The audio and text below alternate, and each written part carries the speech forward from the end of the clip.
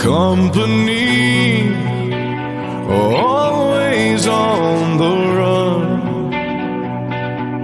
A destiny, oh, it's the rising sun.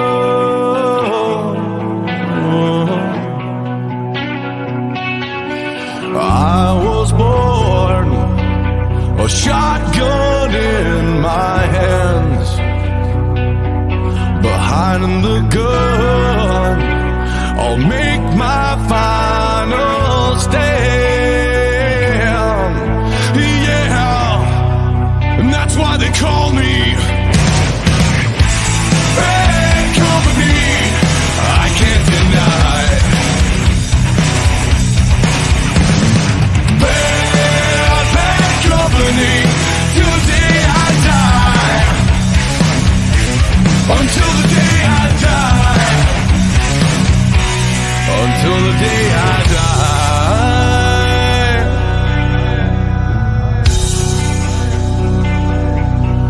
Rebel souls, deserters we've been called.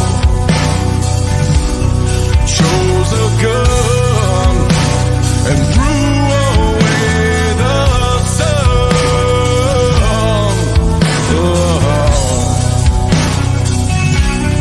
Now these towns, well, they all know our name. The death punch sound is our claim to fame.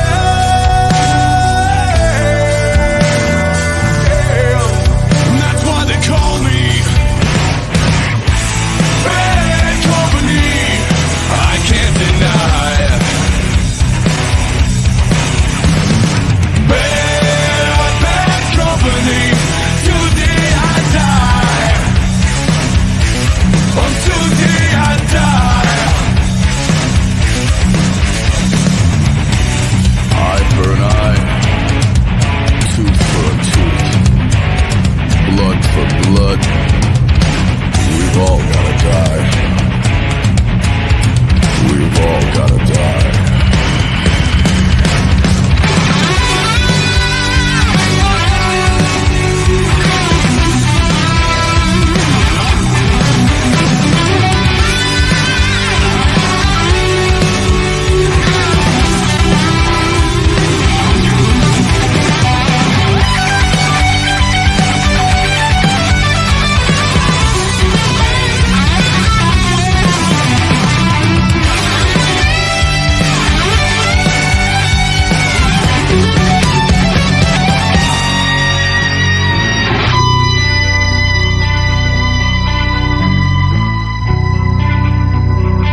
And that's why they call me bad company.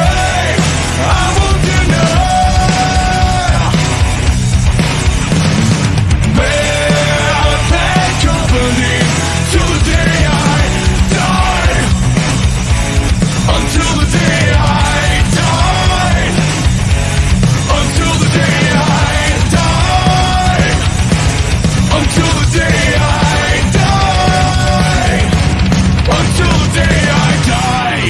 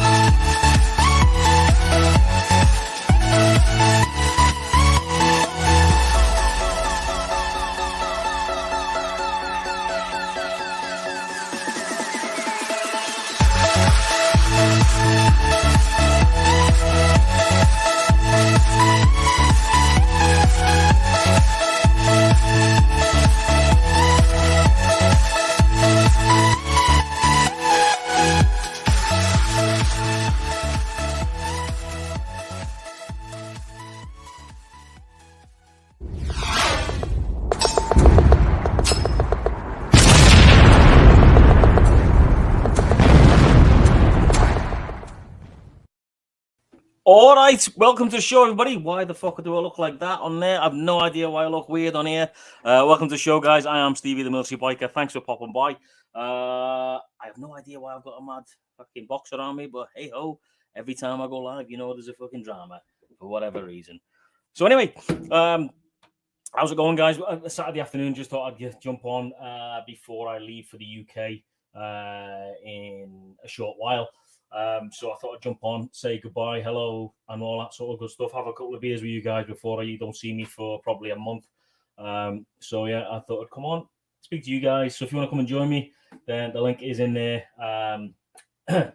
Excuse me, in the side chat, so you guys can come on in, pop in, and talk to me about whatever you want to talk about. And yes, Brad, as you said, apparently I am live. Yes, I am. I don't know why it looks like that though. It's a bit weird, isn't it?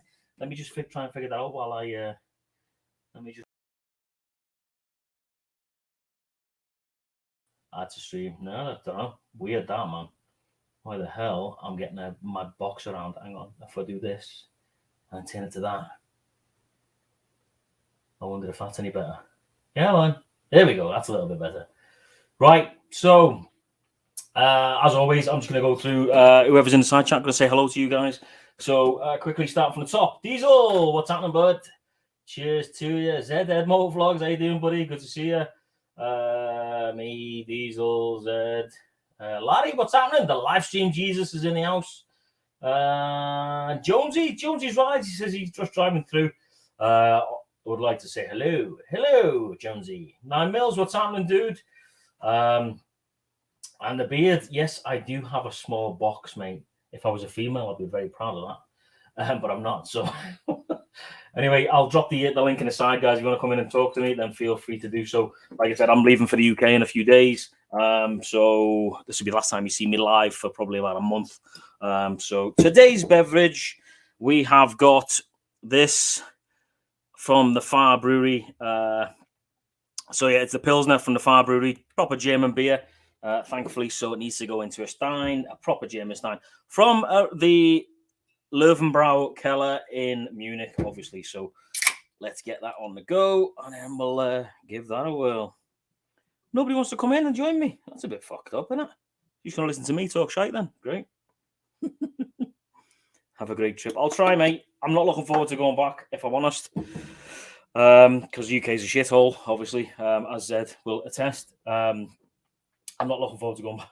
We do have internet in the UK now. Hey, old man Tony, what's happening? And Drew, how you doing, boys? Welcome to the show. Yeah, I'm not looking forward to going back to UK. I have to go back to UK because I am literally leaving the army in a month. So I've got to go back to the UK, do a course, a resettlement course, and just help me sort of get civic qualifications before I leave. So I'm away for a full month. So you'll see a lot of videos of, I want to do some walking around, drink one of those sponsored beer. I've run out of the old Buffalo 9, so I have to go and get some of that. Rolly, what's happening, mate? Nice to see you. So yeah, my plan is obviously a fly out Wednesday, and then I'm going to arrive in UK on Thursday. I'm going to the match to watch the Mighty Reds, Liverpool. And I'm also going to probably take you guys on a little trip around my hometown of Liverpool. I'm going to take the drone, me, camera, all that good stuff, and do a sort of something a little bit different. It's just a vlog of where I come from. You can see all the architecture and all that sort of stuff that's in Liverpool. It was a World Heritage Site. And if you've heard of the Peaky Blinders, 75% of the Peaky Blinders was filmed in Liverpool. I'm going to try, if I can, to get down to the docks and film where the garrison. If you've seen the Peaky Blinders, the garrison, the pub, well, that's actually in an old sort of dock. So I'm going to try and get down and fly my drone right the way down that bit that you can see in the Peaky Blinders. So go crazy on a live stream last night. Okay, no. So yeah, so that's the plan. And I'm going to go and see if I can do some other shit while I'm over there. I don't know what yet, but my plan is obviously to do a bit of filming around Liverpool just before my course starts. And yeah, have a bit of fun with being back home. Take you to an actual pub, show you guys a proper Scouse pub where you can get a cheese butty just before the match and all that sort of stuff. So yeah, man. Who else has popped in? Dead Notes, what's happening, dude? Hey, didn't know that this was going on. Nice hat, Scouse. Got to promote. Exactly. Got to promote the Buffalo 9, boys. So yeah, like you missed it, Rob, I was just talking to mate. I thought, fuck it, let's go live before I go back to UK. So I'm going to fling the link in, guys, because otherwise it's just going to be me waffling shite. I do see 9 mils right down there. I can see you, mate. I'll bring you in a sec. So if you guys want to come in, talk to me about whatever, or you can just have a beer and chat shit like blokes do, then feel free. Oh, that's good, man. Oh, Chamon, that is good. Right, so let's get the first guest on the show. He can tell us about his trip to Adam Sandoval's campground, the K River, and he can tell us all about the Stubborn America bash because he was there. So let's give it a whirl, man. And then, like I said, if you want to jump in, guys, the link is there again. So first guest on the show today, Mr. 9 Mills, all the way from the United States. What's happening, dude? What's going on? How are you, mate? I'm on here until dinner's ready. Well, yeah. I mean, my missus will be home at 5, so I'm only going to be on for a couple of hours, mate. I've got to go pack and all that good shit. So, yeah. So, tell us all about the Stubborn America. Oh man, that is something you have to go to. Really? It is that. I already reserved my spot for next year. I reserved my spot for next year before I left. So, really? Yeah. That good? Yeah, that much fun. Jesus Christ. I've seen some of the videos. Obviously, loads of motor vloggers were there, and obviously, everybody has pumped out a video of the Stubborn America tour. But it's just to sort of, because you were physically there, and this first time I'm talking about it to somebody now. What was the atmosphere like, man? What was the whole sort of vibe? It was just nonstop stuff going on. Really, party. I mean, I was telling Drew. There was one morning I woke up, I was surprised I found my tent. I was like, wow, so how'd I make it to my tent, kind of thing. And I had battery problems, so I only went on one ride. I was going to do a bunch of rides and stuff. And I actually only, out of fear of getting stranded somewhere, I only went on one ride, but that didn't matter. Just so much going on at the campground. Sweet. That it just almost dang near nonstop something to do. Wow. Yeah, that sounds amazing. Well, just before we go any further, let me get the next guest on. He's obviously waiting patiently down the bottom there. So, welcome to the show, Mr. Deadnorth, aka Rob. What's happening? Oh, not much. Just supper time here. Just finished eating supper. Was working on some editing, and all was going good. Now I went to the brewery, got some refills. Yeah, nice. I seen your Instagram photo, obviously. Yeah. Jeez. So yeah, go on, mate. Well, so what was the atmosphere like? Was it just party for like 24 hours? It wasn't party. Even the evening it was. Yeah. But and some during the day, but there was just stuff that he made sure there's stuff to do. There's slow races. Of course, the mini bike races were a blast. That was just plain fun. The costume contest, this, that. I mean, nonstop stuff. The burnout pit, and he got it scheduled out where you get breaks between everything and can relax, and then he's got food trucks there and vendors and just it's almost like a rally, only you're part of it. You're into it more. You ain't maybe 500 people there and that's it, and you're just I bet you that all I can imagine it being is a moto vlogger fest with fucking cameras everywhere and just people shooting cameras in your face constantly and stuff. Well, what surprised me, there's a few people, it always surprises me, people that come up to me that are subscribers. It always surprises me the amount of people that come up to me and go, hey, I'm like, wow, okay. But Jess, her 2 wheels surprised me. She turned around and grabbed a hold of me and recognized me right off the bat. And I'm like, wow. And then quite a few, Josh knew who I was. I've known Josh for a while. Yeah. But quite a few of them go, hey, here they come. I'm like, wow, y'all know who I am? Wow, cool. It always blows my mind, man. Yeah, it's weird, isn't it? It's weird when that happens. I mean, I've only had it a couple of times. Obviously, it's bizarre when that happens. It's like, I'm just some normal dude, man, who just takes a camera with me. Just that's it. I got to sign a few autographs, and then on and on. And Holy fuck. I've never signed an autograph. Jesus, that's as a matter of fact, in one of the videos, you see a guy with a white Ultra with black bags on his bike. I autographed his bags.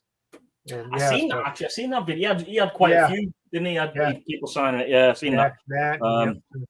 Wow. Even the punks it was fun. It was definitely fun.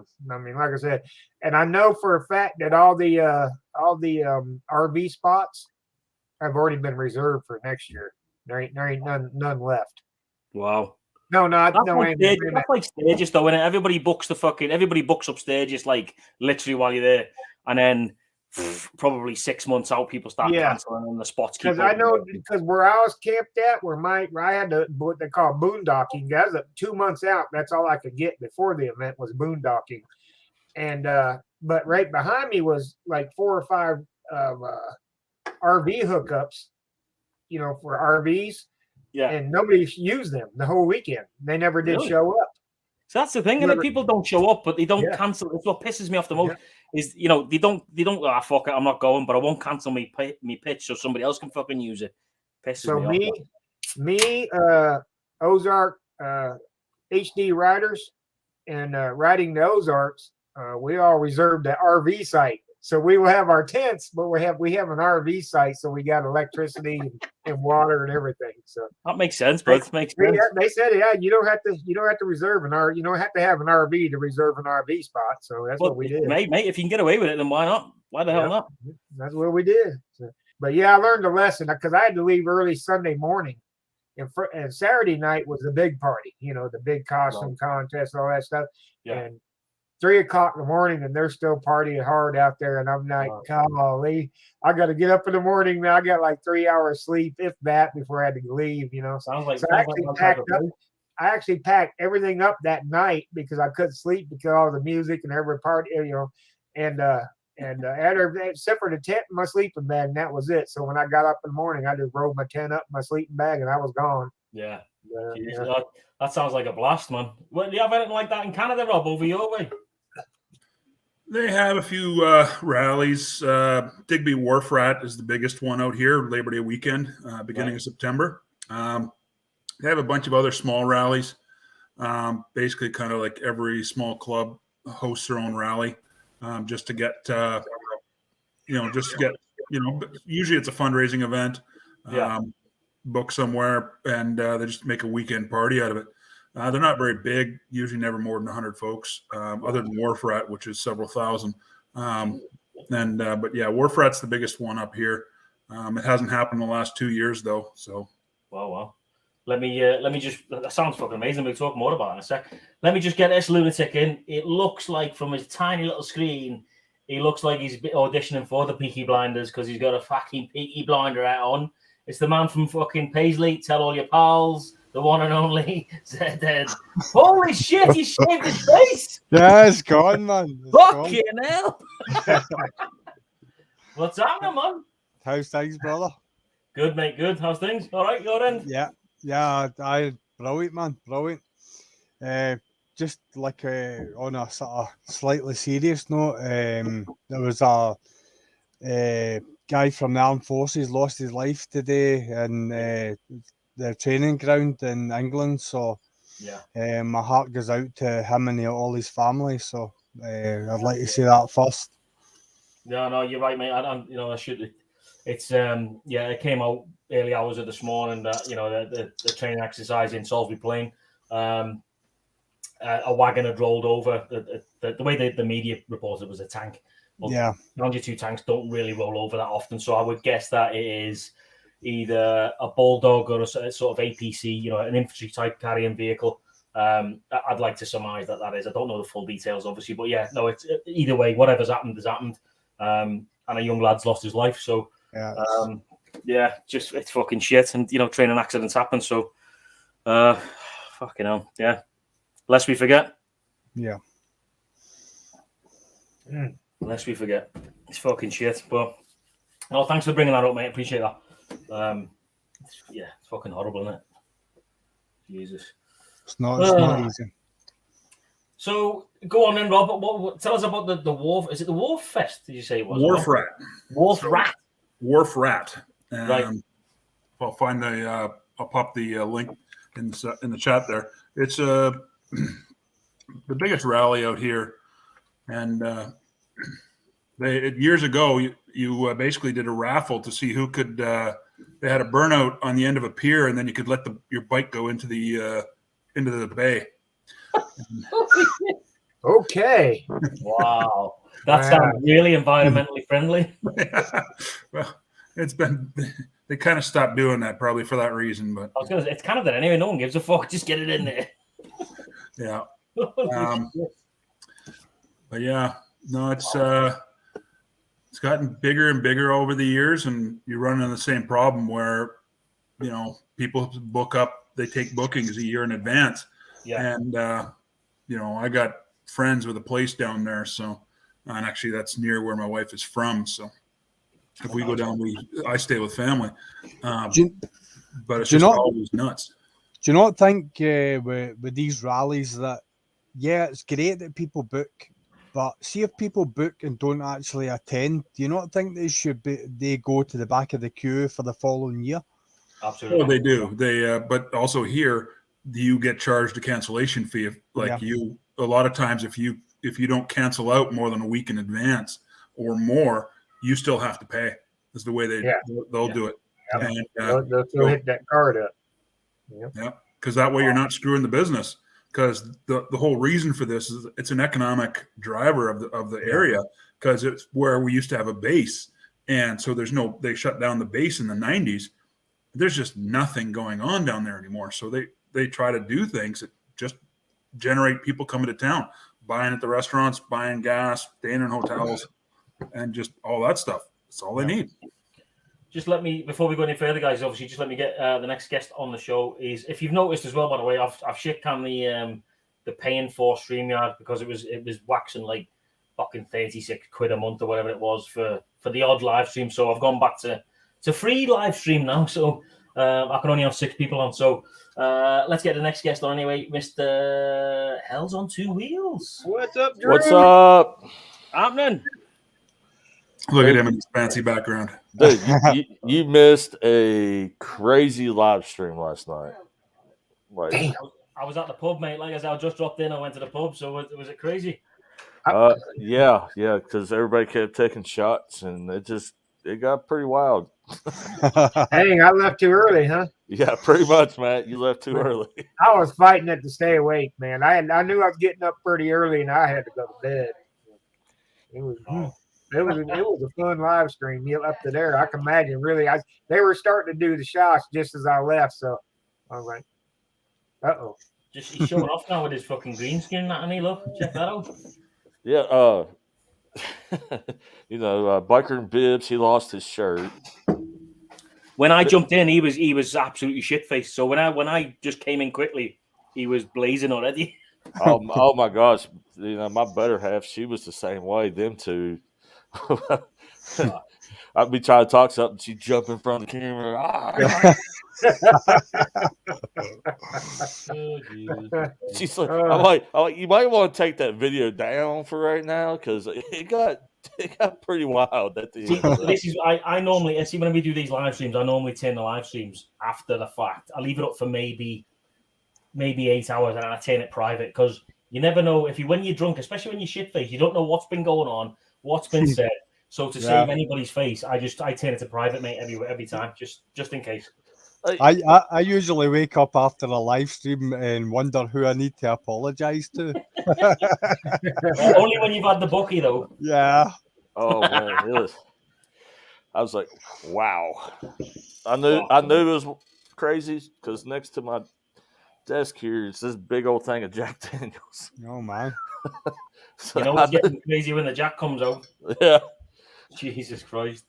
I was like, holy crap.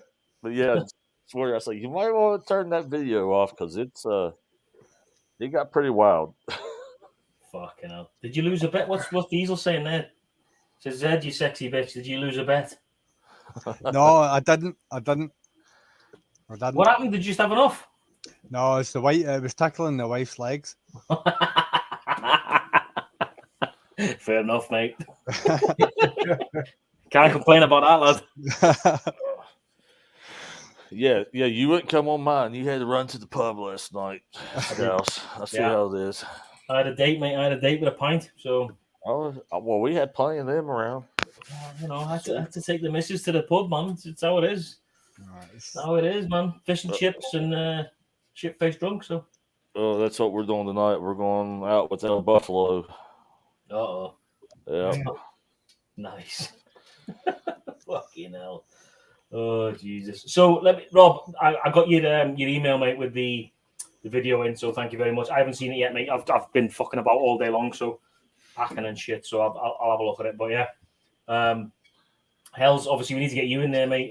Ex-military. We need to get you in there, so it's on the. If you want to take part, obviously. Like, what do you want? I want a 30-second video, up to 30-second video with it's Veterans Day for you guys, isn't it? So just who you are with the bike in the background, who you serve with, when you served, and just a little message, mate, for the fallen, really, and vets. That's it. Yeah, mine was 11 seconds. I sent it to you this morning. 11 seconds. Jesus Christ. I'll have a look. Sweet, that works. Yeah, so if any guys out there are watching right now that are veterans or still serving or whatever, and you want to be part of the video, then if you have a look at the Instagram post of me saying I need you, sort of, the old school World War II guy, all the information's on there. Please go check it out, and then when you've done your video, just send it to me via the email that's on there. So yeah, it's gonna be good, man. It's gonna be good. So Zed, what's new? Not a lot, mate. I was actually around at the bike today. I got the GoPro Hero 9 and it eats batteries for fun. Yeah.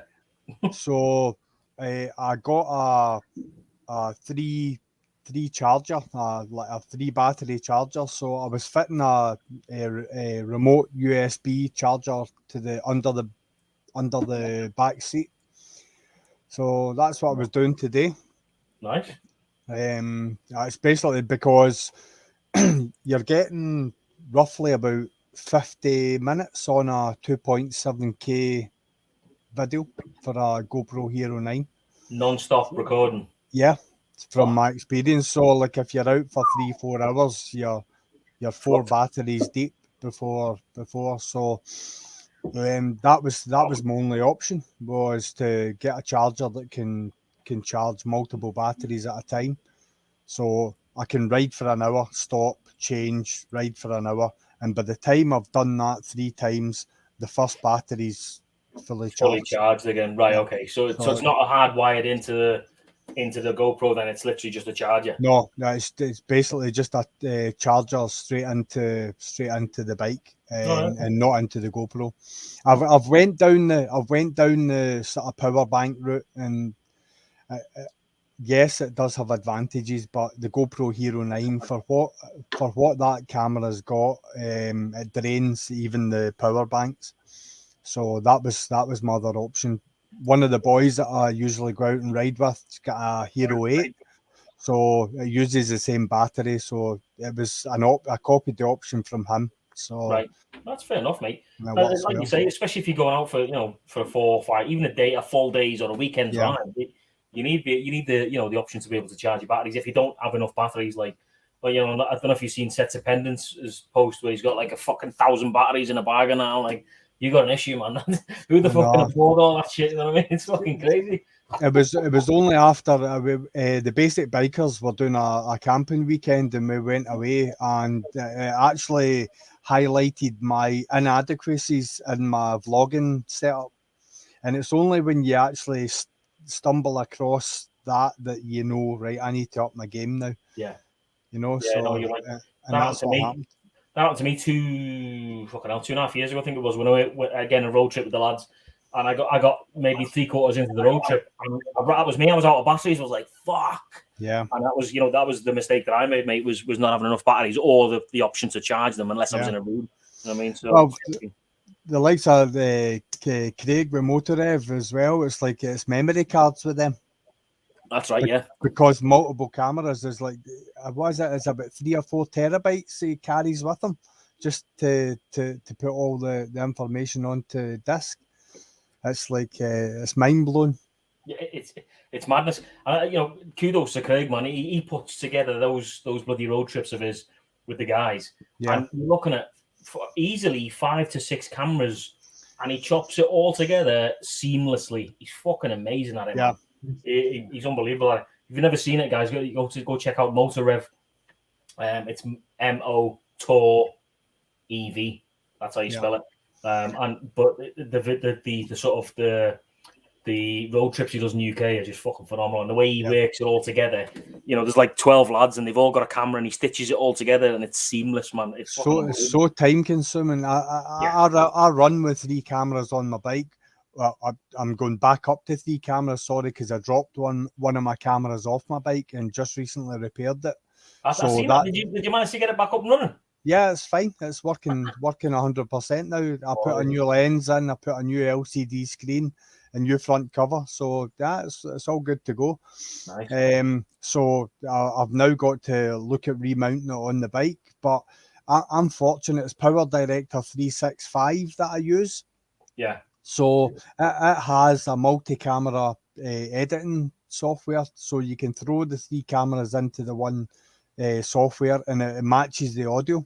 So it's kind of syncs the films together. I would say that it's not 100% perfect, but it's I was just about to say, because I use the Power Director, the Cyberlink Power Director one, and I used to see you. I was probably like you guys. I used to see people going like this.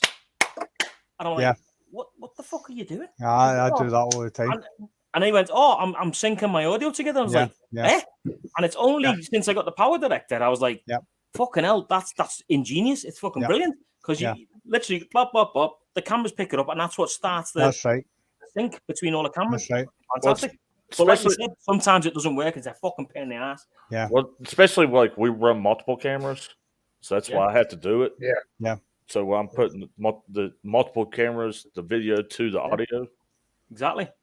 You'd see people doing it, mate. You'd be like, what the fuck is he doing? Yeah. And then, of course, the more segments you have on your camera, the further it gets apart. So what I do is from time to time, if I think about it, I'll come up to a stoplight or a stop sign and I'll lean back and do another clap just to make sure everything, and I'll line that up from that point on. It's a pain in the ass to sync when you're on the move and you start recording while you're on the move. It won't do it, especially when you've got a fucking loud exhaust. It won't do it. So I think I like you guys doing probably it at light. That stop. way people are staring at you, going, "What the hell's he doing?" If I'm running my cameras for any length of time, what I tend to do in the editing side is obviously like I've got a DJI Osmo Action. I've also got GoPro, so DJI sections the footage shorter than the GoPro. So what I do is I obviously they're all sequential, so I grab them all and that's the first edit that I do. I put them all in a line and I edit it all as one. Right. And then I do that with all the GoPro Hero 9 footage that I've got. I edit it all as one. And then I do that with my Hero 4 as well. So all I'm editing with is with three lines of footage. Yeah. It kind of tidies everything up because otherwise I'm dropping 15 to 20, maybe 30 sections in at a time, and it gets messy. It does. It's. Let's be honest. We all fucking. Some of us like to edit. It depends what you're doing, doesn't it, and what you're editing. Yeah. I think if it's just a normal shitty motor vlog, then you're just like, oh, for fuck's sake, go edit it. Yeah. But something like a long road trip or whatever, I think it makes it a little bit more interesting when you're adding the different scenes in there, the music and so on and so forth. I enjoy doing that. For me, the road trip ones, I love editing them. I do. Yeah. I love adding the music and all that. But normal motor vlogging ones, I just like whatever. Yeah. My favorite edits tend to be Pornhub. Yeah, I might start smashing someone else. Fuck Oh God, that's crazy. Oh Jesus. So what you got going on in the next couple of weeks then, boys? Motor vlog wise, you got anything going on? I know I'll go first. I've got my buying subs pisses me off video goes out on Tuesday. So you wanna watch that one? But yeah, what about you guys? 9 mils? Treatment Monday, and then I head to Florida for the Forgotten Angels deal. And then I'll be in Florida for several weeks, probably. Depends on how long, how much I could stand my family before I come back. And then what I'm going to try to do is actually after talking with Drew yesterday and Crystal last night, I'm going to try to swing through and go to the Lone Star Rally on the way back, if I ain't already here. So I'm gonna try to make that as well. Is that this may sound stupid, but is that Texas? Yeah. Yeah, right. Okay. Galveston. Rob, what about you? What you got going on? Not much. School's taking up a lot of my time, but I've got trying to put all my barrage footage, because my 4 days that I spent on the barrage, trying to put that together. Of course, I was leading it for the first 2, so I have almost no footage of that because I was too busy. So basically, I think most of my footage is on day 3. Nice. And but was the Fundy Parkway in New Brunswick, so that was a good day. But it's just a lot to try to fit in, and for some reason, if I don't get it done, and I set my laptop off to the side, go do something else. If the laptop goes to sleep, it screws it up. So I have to always save, close, then go do what I'm doing, come back, restart, and I never get my motivations for editing is taking a real hit. I've got lots of stuff recorded. Just my editing is just holding me back. I just don't have the patience for it right now. Yeah, and I think we've all been there, man. It's a pain in the fucking ass, and sometimes it's just like, I can't be arsed editing it. But sometimes you're into it straight away. I suppose it depends on what you're editing. Like I said, it's fucking thingy. Dad, what about you, bud? I have to be honest, I've got quite a lot of videos to catch up with. Stevie, your Rolling Barrage series, I deliberately haven't started it because I've not got the time to go through it, so I'm going to watch it all in the one. My mate as well, Lockwood, he's put up a series from the Isle of Skye as well from the summer, which I still have to watch. Editing wise, I'm up to date. I'm actually ahead of where I need to be, but kind of just now in Scotland, we're heading into the winter, so especially with it. Yeah, it's as soon as the salt comes onto the road, that's when the bike gets parked up, because it just eats your bike. My bike's mostly aluminium. It's aluminium framing, whatever. So when the aluminium gets hit with the salt, that's aluminum for you fuckers over here. Aluminum. Fucking aluminium, not fucking aluminum. God. So yeah, sorry mate, I cut you off there. Just had to say that. No, I know. It's the vlogs will start becoming sort of fewer and far between. I do have one that I will be bringing out on November the 11th, and it's something that I would like all the sort of American viewers to sort of take note of. Obviously, with being Remembrance Sunday for us in the UK. It does have relevance for the United States, so that's one that I want to focus on and try and get that one out soon. Nice, mate. Nice. Oh, that's good. Fucking gleaming. Speaking of the basic bikers, look, there they are there, coming in. Started editing Insta 361 actions in my videos next month. He's got a lot of ass pictures up on Instagram. I've seen him that. He's looking good. He's been working out. Drew, what about you, bud? What you got coming up, like motovlog wise over the next? Coming out over the next couple of days, weeks, mate? What's going on? I got 3 more episodes of the Grand Canyon coming out. Nice. Before we get into the Poker Run to Sturgis, and then after the Poker Run to Sturgis, I got my Sturgis videos.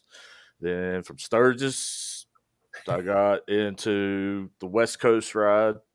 I got about 5 months worth of videos. Wow. Lined up. Wow. I thought I was nipped fucking right up to Christmas. Jesus Christ. Yeah, and I got the new show we just started a few weeks ago. This week, I got a badass painter and customizer coming on. He won Best of Paint last year at Sturgis, and I was kind of laughing because Biketoberfest is going on, and people are posting on Instagram, and the bikes are posting are badass, or the bikes that he built or painted. Yeah. Wow. I tell you what, I enjoyed watching that your last one, mate, with the guy with the suspension, and listening to obviously how sort of for a small company they were The customer, like I said, I think the customer service was fucking second to none, man. If it breaks, send it back, we'll replace it. I was like, fucking wow, no questions asked type of shit. It's like, Jesus Christ, that's phenomenal, that. Yep, and then I got the Small Channel Mafia series starting out. I'm finished adding a bunch of them so I can get the Small Channel Mafia series started during the winter. So, man, you got some videos going. Yeah, I got a lot of stuff coming out over the winter. Yeah. So tell us about the Small Channel Mafia, mate. For those that don't know what's going on, tell us about it. All right, so Small Channel Mafia has actually been around for a while. We've been busy and trying to figure out, it's all about promoting small channels. But then, you got a video coming out of stuff we've ran into and noticed. So it started out with myself, Setzer Pendants, Salty and Sprinkles, and Big Smitty Riding. Unfortunately, Salty and Sprinkles and Big Smitty Riding has already graduated from Small Channel Mafia because we set a limit at 2,000 below. Yeah, what we were going to promote. So before we could even kick it off, we're like, you're already an alumni, so you're gone. Makes sense. Yeah, but the whole thing is you see the other channels starting to jump on board with this. Shout out to small channels. Mm-hmm. But hey, I'm still, if we're under 2,000 subs, I'm still classed as a fucking small channel. So I know, yeah. And the thing is, I have a list. You're on the list. Matt's on the list. Zed's on the list.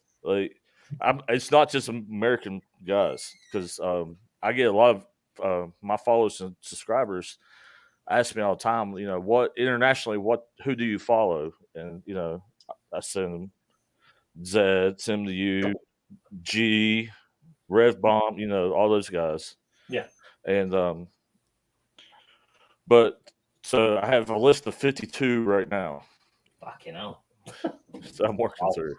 But we can say that there is still a lot of fucking small channels out there, mate, that have got over 2,000 subscribers that are taking the piss because they're buying subscribers, which we'll talk about on Tuesday on the video on my channel about those cunts that fucking buy channels, fucking subscribers. And what they don't know, I don't know if they realize this or not, but it's not hard to figure out if you're not.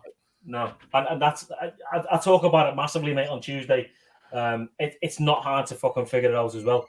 When you've got people commenting from fucking outer Mongolia, how that was so amazing video. Come on, man. But the same bloke, like fuck off. Or their subscriber count's huge, but yet their views are really small. Yeah. Ding ding. Yeah.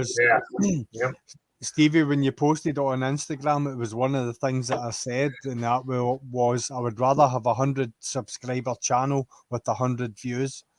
Absolutely, mate. And that's it, But there are people out there, and like I said, I keep fucking banging on about covering it on Tuesday, but there are people out there within the motovlogging community that think that buying subscribers is the way to go. No. Very fucking much mistaken. But the fortunate thing with our channel, what's been happening is, we have a 400 subscriber count, but yet we were able to pick up a big sponsor. So it's not, you don't have to be a huge channel to have sponsors or, make a little coin off of it. Exactly. Mate, you make quality content and people will watch. Like what it said on fucking Wayne's World, with Wayne's World 2, you build it, they will come. Yeah. Well, you make good content, they'll come. Mm-hmm. You know what I mean? Absolutely. Well, that's what I'm trying to prove here. You don't have to be monetized by YouTube to get sponsors. Agreed. Yeah. It's like they got in this head they need to get monetized to make anything happen, and it's not true. No. This is the thing, mate. Some channels have appeared, literally just bomb with 1,500 subscribers. You're like, where the fuck did that come from? You're like, what the fuck? But then you go over and look, they got like 15, 20 views, 100 views. You're like, that don't add up.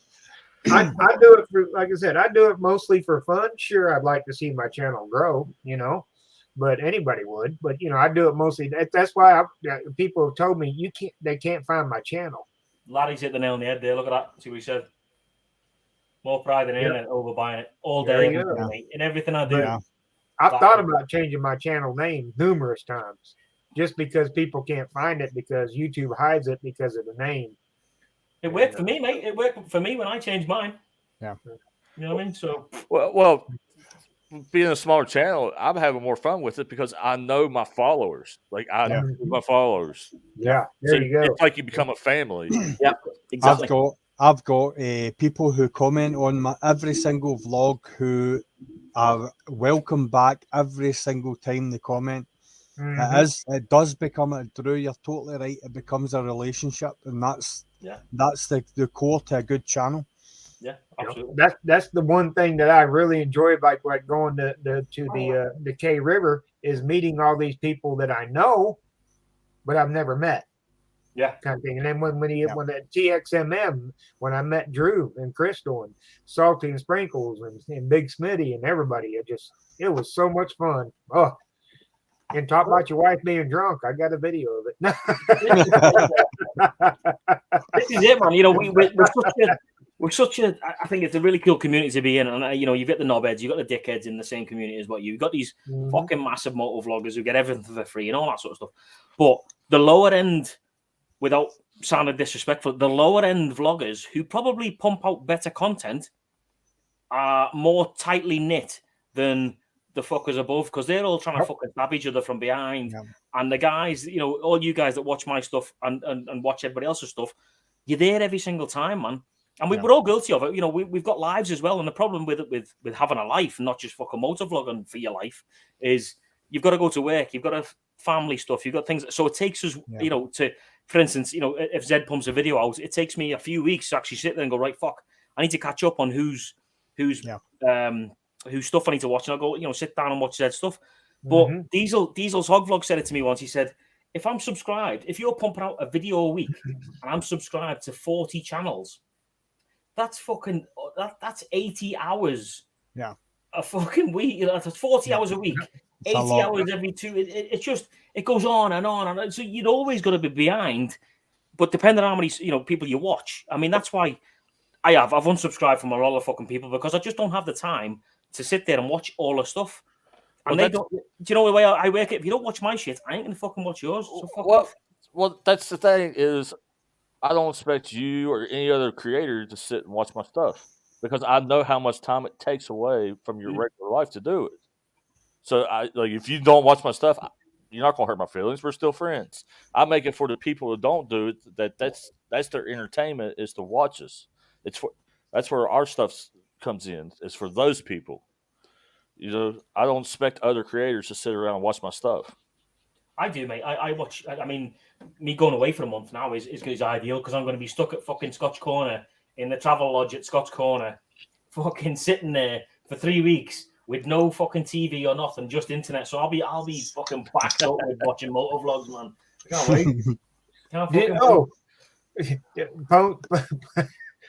Man, he said he's got a troll. Did you watch Veterans Bikers live feed the other night? No. Oh my gosh, with Send It Steph. Holy cow, I ain't never seen so many damn trolls. It was like nonstop. He'd get rid of one troll and another one would pop up, and another troll and another troll. I'm like, we're going, what is going on here? Holy shit. I bet you had 12, 13 trolls jump on the live feed and you know, doing shit. I was tripping out, man. Fucking hell. They probably had about 8 pubes between them. Yep. Or fucking robots, one of the two. Definitely. If you know what I mean. I have one troll, but he's on Facebook. Whenever I put something on the 9 Mills on 2 Wheels Facebook post, he'll post something like, that was 20 minutes of fucking wasted time watching your shit or something like that. And I always do the same thing. Thank you for watching. I do that as well. At least you watched it. I can't help myself though, mate. If somebody starts giving me shit, if somebody says something on a thing, I just go down on them. I'm like, fuck you, you fucking. That's just the way I am. I don't have the troll problem. I just got the people that won't say anything to my face and just hit the thumbs down all the time. Now let's talk about that. Go on, Drew. Let's talk about that as a whole. I got a whole bunch of those people. Like one night on one of my it was the suspension show that I did. We're halfway through it. I already had 7 thumbs down. Yeah. Well, I commented tonight. I was like, what the fuck? Yeah. Are you fucking upset? My PTSD, the little PTSD snippet I did, like that 30-second little video, Yeah. I had 14 thumbs down in the first 10 minutes. Drew, Wow. Drew, can I say something? It's probably a tag. It's one of your tags on that's thrown up a bot. But the thing is, the PTSD thing in the show, I don't have tags on any of them. Right. That's so, just for people that's subscribed. That's Aye, I'll be back in that's 2. Boys need a piss. that's mental. Then that's crazy. It's like what I've found is there's certain tags I can't use on videos because it attracts the bots. There's every video that I've had like a lot of thumbs down on. If I go back and look at the tags that I've used, there's a specific tag within it, the group, that if I remove it in my next one, I don't get any. well, I guess I'm gonna have to look because it's becoming an every video thing now. But yeah, in the middle of a show, Scouts is like 7 thumbs down. I'm like, yep, I've already seen it. That's But crazy. I don't know. I have a lot of bigger motor vloggers that don't like me because I've already called them out on their shit and to their face. So, you know, That is crazy though. 7, that's fucking crazy, man.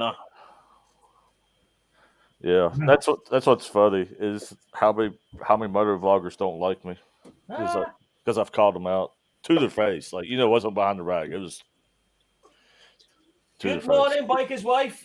Yeah, she got a new Harley Davidson trike. Well done, congratulations. That's outstanding. Cool. That's outstanding. Good news. Good news. I bet your Outback is skint now. He's got no more money left. Wow, that's great news. Good morning, anyway. Well, but you're right though, mate, about the thumbs down thing. I think if you're watching this right now and you're one of those dickheads that gives a thumbs down, at least have the bollocks to fucking sit there and go, right, this is why I'm giving you thumbs down because of this, this, and this. Don't just sit there and go, I'm a shithouse. I'll put a fucking thumbs down and run away like a little girl because that's what you are, a little fucking girl. Yeah. Well, you ain't got none right now. I'm looking at it. Can I ask? I'm getting checked too. Wait a minute. Here, hang on a second. Give me a minute. There you go. Now you got I'll start giving this thumbs down. I know what you fuckers are like. Hey, he gave you a thumbs down because I'm on it. So there you go. Fair enough. Yeah. No, I wouldn't do that to Drew. Can I ask a question? And it might be a dad question, and that is when somebody comments and the first thing they say on one of your YouTube comments is L11.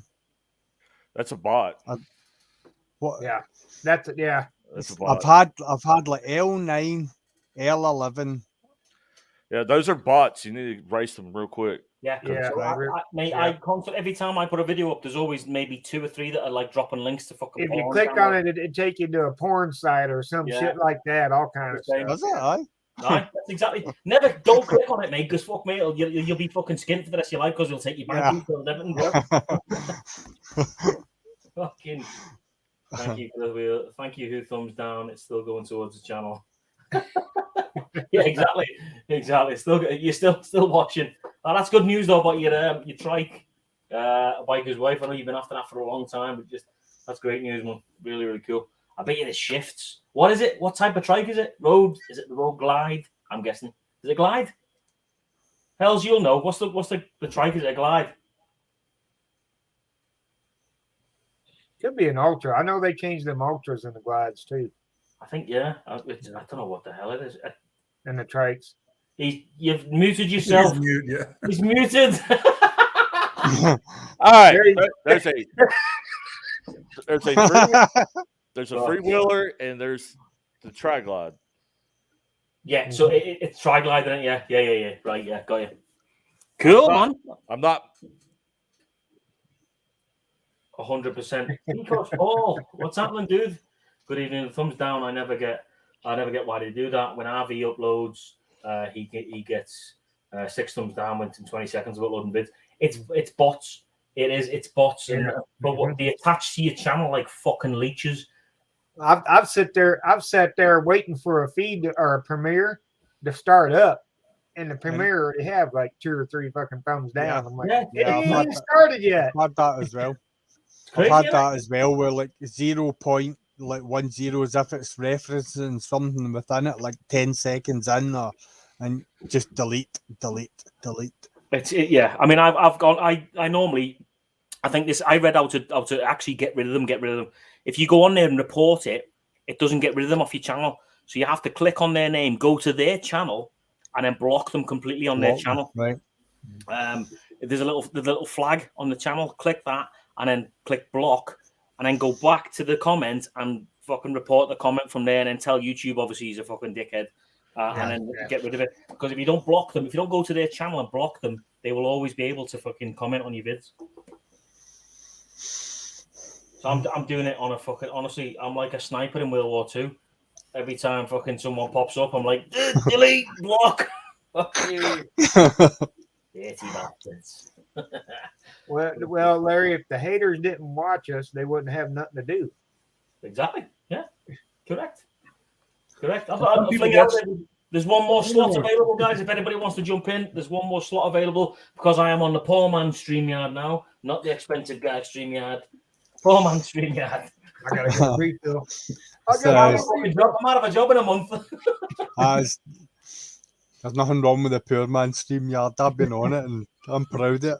Hey, poor man StreamYard does a job, man. Yeah. I just choked at the prices, mate. Honestly, like for stepping up to 10 people in a stream, I just could not justify it. Yeah, I mean, it was costing me, in Canadian dollars, mate, it was costing me 35 Canadian dollars a month. Yeah. So, with Epidemic Sound and all that shit, it was just racking up, mate. And I was like, fucking, nah, enough. Yeah, all the subscriptions, you're spending $100 a month to make 10. Easy, exactly, mate, exactly. So yeah, it's crazy. Hey, what's up, Marine Rider? What's happening, dude? How are you, mate? What's Spike's wife saying there? What's going on? There we go. Hey, you can give me a shout out if you're having a premiere and see a thumbs down, even though it's not me. I'll take the heat for it. No, Stevie, do you use Epidemic for your vlogs? Yes, mate. I use Epidemic for that's where I get all my music from, and I know Rob likes my music when I put music. Yeah, your music it is very poignant to the moment. Yeah. Like, and Zed, you'll see it when you like just watch the final one where he has them all together. Even just go watch his teaser video. Yeah, the music that goes with the moment, is chilling. Yeah. Cheers, mate. Appreciate that. Oh, fuck me. I'm sitting here fucking yapping away and there's live stream Jesus. Live stream Jesus. Might as well accept the moniker. Right? I might as well accept it at this point. Oh, you can blame the Punkster for that one, man. He came out with that belter. That was a classic. Every time I'm in the side chat and I hear you, Stevie, go, "Oh, live stream Jesus is on." Then I hear everybody else when I come on and go, "Oh, there's Jesus." I might as well accept it. Take it on, Larry. You know what? You should change your channel name or fucking make a channel for live stream Jesus. Fuck it. But you guys were talking about the thumbs down people. Yeah. And there are literally guys out there that, like you guys were saying, maybe they did something that they didn't like. Like, oh, it's a Harley channel, but I just retired and I'm going to cruise around in my motorhome and I'm going to show you some of that. I know a guy that does that. And I swear to God, every time he puts a video out, before the video has any views, it's got three thumbs down. Yeah. And nobody's even viewed it. It's mad. It's fucking bots, mate. I tell you, the bots are they're fucking awful. The bots are just awful. I hate them. Hate them, man. You could see it would be good to see who. But there are a couple you see it on Twitter as well, where people come in with a new account just to make stupid comments. Oh. So it's the same thing there. It's just people just want to that makes them feel better because they figure someone's gonna be mad because I gave them a thumbs down, or here's my stupid comment to your tweet. Yeah, well, just quickly, guys. Sorry, just say good evening, good morning to Biker's wife there. Thank you very much. You didn't have to give me that. Jesus Christ. Congrats. And congrats on the fight. bike. Hope you have a great time on that bad boy. It'll be amazing for you. So, yeah, congratulations. But, you're right, mate. Basically, half of these little lizards that do this are little virgins. And I'm talking to you. If you're watching right now, you little virgin bastard. I'm talking to you. You're a little virgin. Your mum shouted at you, so you're going to come and fucking give one of our channels a thumbs down. You little virgin. Jog on. You are too nice, because I call them punk-ass social media bikers. I'm trying to keep it, a little bit Now, cool. let me ask you guys this, because you're all vloggers, and I've heard from different vloggers, different things that, like, even a thumbs down is still considered interaction by YouTube. Mm-hmm. That's why I tell them, thank you for watching. It doesn't really hurt you, but like I said, why did you watch it? I have an older bike, and when the new models come out, I'll watch the new models, but there are custom dynamic lighting and blah blah blah. Well, you know what? They don't make those things for a bike as old as mine. So even though I watch their channel, I might watch one guy to do the install. I'm not going to watch 12 guys do the same install. No. Yeah. Exactly. Bucket hit the nail on the head there. See you next Tuesday. Yeah. For those of you guys that don't know what that means, just take away the first 4 letters of that. And that'll tell you the acronym. Yep. Yeah. Just the capitalized ones. CUN. Just the capital letters. Larry, see what you're saying about the thumbs down. Marine, thanks, mate. My opinion on my opinion on the thumbs down with YouTube, as a content creator, anyone that puts a thumbs down should have to give a reason for it. You're right. But why when you realize at the point that you don't like it, why you just turn it off? Don't watch it. So Mr. Thumbs Down, who gives us all thumbs down, your mum was round here last week and she left the ping pong balls lying around everywhere after she was firing them out of her fucking hoof. Sorry. Just annoys me that much, but it fucking pisses me off. Just like buying subscribers, fucking don't do it. As a viewer, one vlogger leads you to another vlogger, Yep. and it's nice to watch some of the smaller channels grow. And I'm kind of disappointed when some of the smaller channels that I hope grow kind of either don't grow or they go the opposite direction. Just stop putting out. Yeah. The content change. Don't say my channel's all about this and then go to something else. Or include something else. I don't care. You want to show me your motorhome travels, but when I turn on your channel for motorcycles, you know what I mean? I'm not into that. Can't afford it, but I'll still watch it. He had a house. Guy built a house, from beginning to the end. But yet I turn his channel on, and every time it'll say no views and have 3 thumbs down. And I'll be like the first view.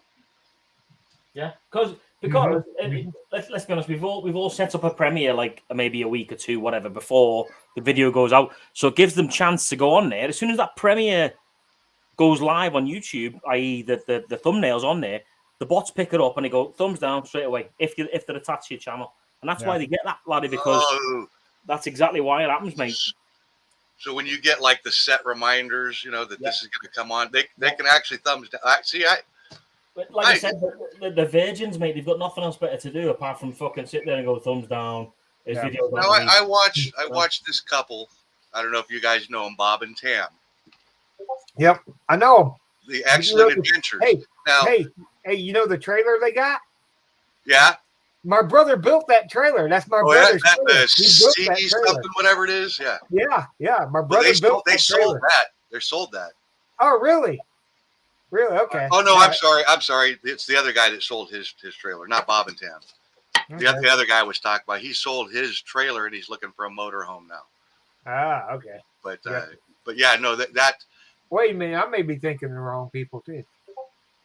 Bob Anyway. and Tam. But they do things like they try and educate people about what's happening at the rally that most people don't know about, Now you can say stuff like that. people But they were saying, if you don't watch 3 minutes of the video, if you give your like before 3 minutes, that YouTube considers you a bot. I thought it was a minute. Is it a minute? Okay, they said 3 minutes. So since I heard that, whether it's true or not, I watch 3 minutes of the video before I give it a like, because I don't want YouTube to think I'm a bot. Yeah. I want the person to get credit as they should get credit, not just too soon. Exactly. You're a bot. This is it. The people that run fucking YouTube are all virgin students, so they're coming up with ways to fuck the small channels every single time. Like that shit. Well, that's being funny, but if I like a channel, I will thumbs up his channel straight away, his video straight away. Bosh, done. Yeah. Now I've got to wait a fucking minute or 3 minutes, like you were saying there, Larry, before I go fucking thumbs up, because it fucking does my head in. They are literally finding every single way they possibly can. Yeah, no. Your channel.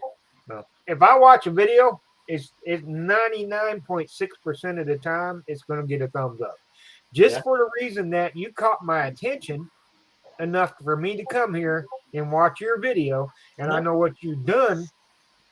I know what the process is for me to post a video, create a video, edit a video, all that stuff. So you're likely going to get a thumbs up. But yeah, I don't do it within the first few minutes. And it doesn't cost us anything to give another guy a thumbs up. No, exactly, Rob. Yeah, precisely. It's not as though people, they can't search for your liked videos anymore because it's only you that can see it. So it's not as though, anyone can actually see that you like X videos. And wait a minute, why did you like the one from that pervert? That doesn't happen. So like whatever you want. It's but the only way they see it is you comment. Yeah, that's the only way. Yeah. But back to the comment about the thumbs down, I actually went and looked at some of Scous's setups for December. He already has a thumbs down on his video for December 7th. Yep. So, it's fucking, that's the virgins, though, isn't it? Lizards, all of you fucking lizards, rats. Yeah, I don't get it. Yeah, I don't have anything to do with Bob and Tam after their Daytona trip this past year. Me and them got into it, so. Do tell. Oh, because they did a video, which is not up anymore after I got a hold of them, but they walked around and secretly filmed a 1% club without asking them. Yeah. Boys, 2 seconds, Brad. I can that is not the same people, because I'm on the old man's fucking StreamYard now. I can only have 6 people at a time. Unless somebody wants to bow out and let Brad in, then it have to just. I'll take off, guys. All right, Larry. Thanks. It's always a pleasure to have the live stream Jesus on, man. It really is. Absolutely, it's an honor, Larry. He's a legend. But yeah, so literally on their video, they said they talked to him, and nobody would talk to him on camera, and then you could see where they walked around with the camera down, filming them. That's naughty, mate. You don't film the fucking. We all know this. You don't film an MC without asking permission. Yeah. So we got into it. Fucking. So, can you say which MC it was? Oh, it was Mongols. Oh man. No, that's the wrong one to do that to. All right, they don't have a sense of humor about stuff like that. No. Wow. And they literally the thumbprint had their little logo and everything on it, and the whole title was, ran into them, and so it was nothing but to get fucking views. Aye. Oh, and it would. Absolutely. Yeah, but it'll get you views, but potentially also get you fucking killed. Yeah. Next time you're out on your bike. Yeah, exactly. Wow. Fucking up. Well, anyway, Bradley, what's happening? Oh, just finished making 14 quarts of pasta sauce. Nice. It's time to restock the coffers for Oh, winter. Well, to answer your question at the very, very, very beginning of this, yes, I am live, mate, because I'm fucking off to UK on Wednesday. So I thought, fuck it, let's have one last hurrah before we go. Yeah, the fucking knobhead didn't get back to me about his drone again. He's I was going to ask you about that, actually. What the fuck happened there? I messaged him yesterday to see if he would be around. He said he'd be around this weekend because he wasn't there last weekend, and Right. he dropped his pants on price to exactly what I asked him about. But Wait. I don't know. Now I haven't heard from him for like 3 days now. So Fucking dick. I yeah. was going to ask you about that, mate. Obviously, And my other one, I'm gonna say right now, don't use Alberta drones. Promised me 2 weeks ago they'd get back to me. Promised me they get back to me last Friday for sure. Now another entire week went by, still nothing. Is this the one in Midday? Yeah. Yeah. I'm gonna go beat the fucking wheels off somebody there. So, mate, I'll say this: just give the backstory to these guys, so we so they know what the fuck we're talking about. Oh, so it's a shitty deal. Yeah. So I've got a Mavic Air, and that was kind of cool and stuff, but I wanted the bigger Pro. So actually, while I was up camping in this gentleman's town, there was a guy selling a Mavic Pro in Airdrie, so I went flying up there. It was great, bought it, didn't have it registered yet or anything, just took it back to the campsite, and then I thought the next day, I'm just gonna hover it a little bit, just make sure everything's happy. Pretty honest, pretty straightforward kid, good guy.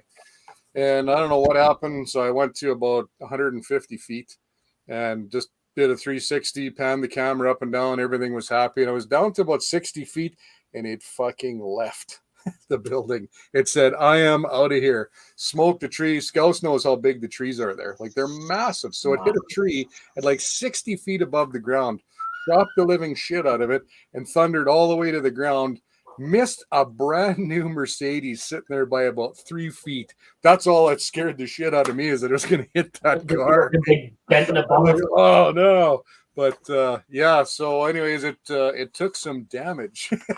And so they said, well, the Mavic Pro, and this is the kind of thing that is a bit of a piss off about DJI, and that's the fact that they force obsolescence. They make everything obsolete after like 2 years. Yeah. So the Mavic Pro is already obsolete. So they're going, we can't get parts because we're a dealer.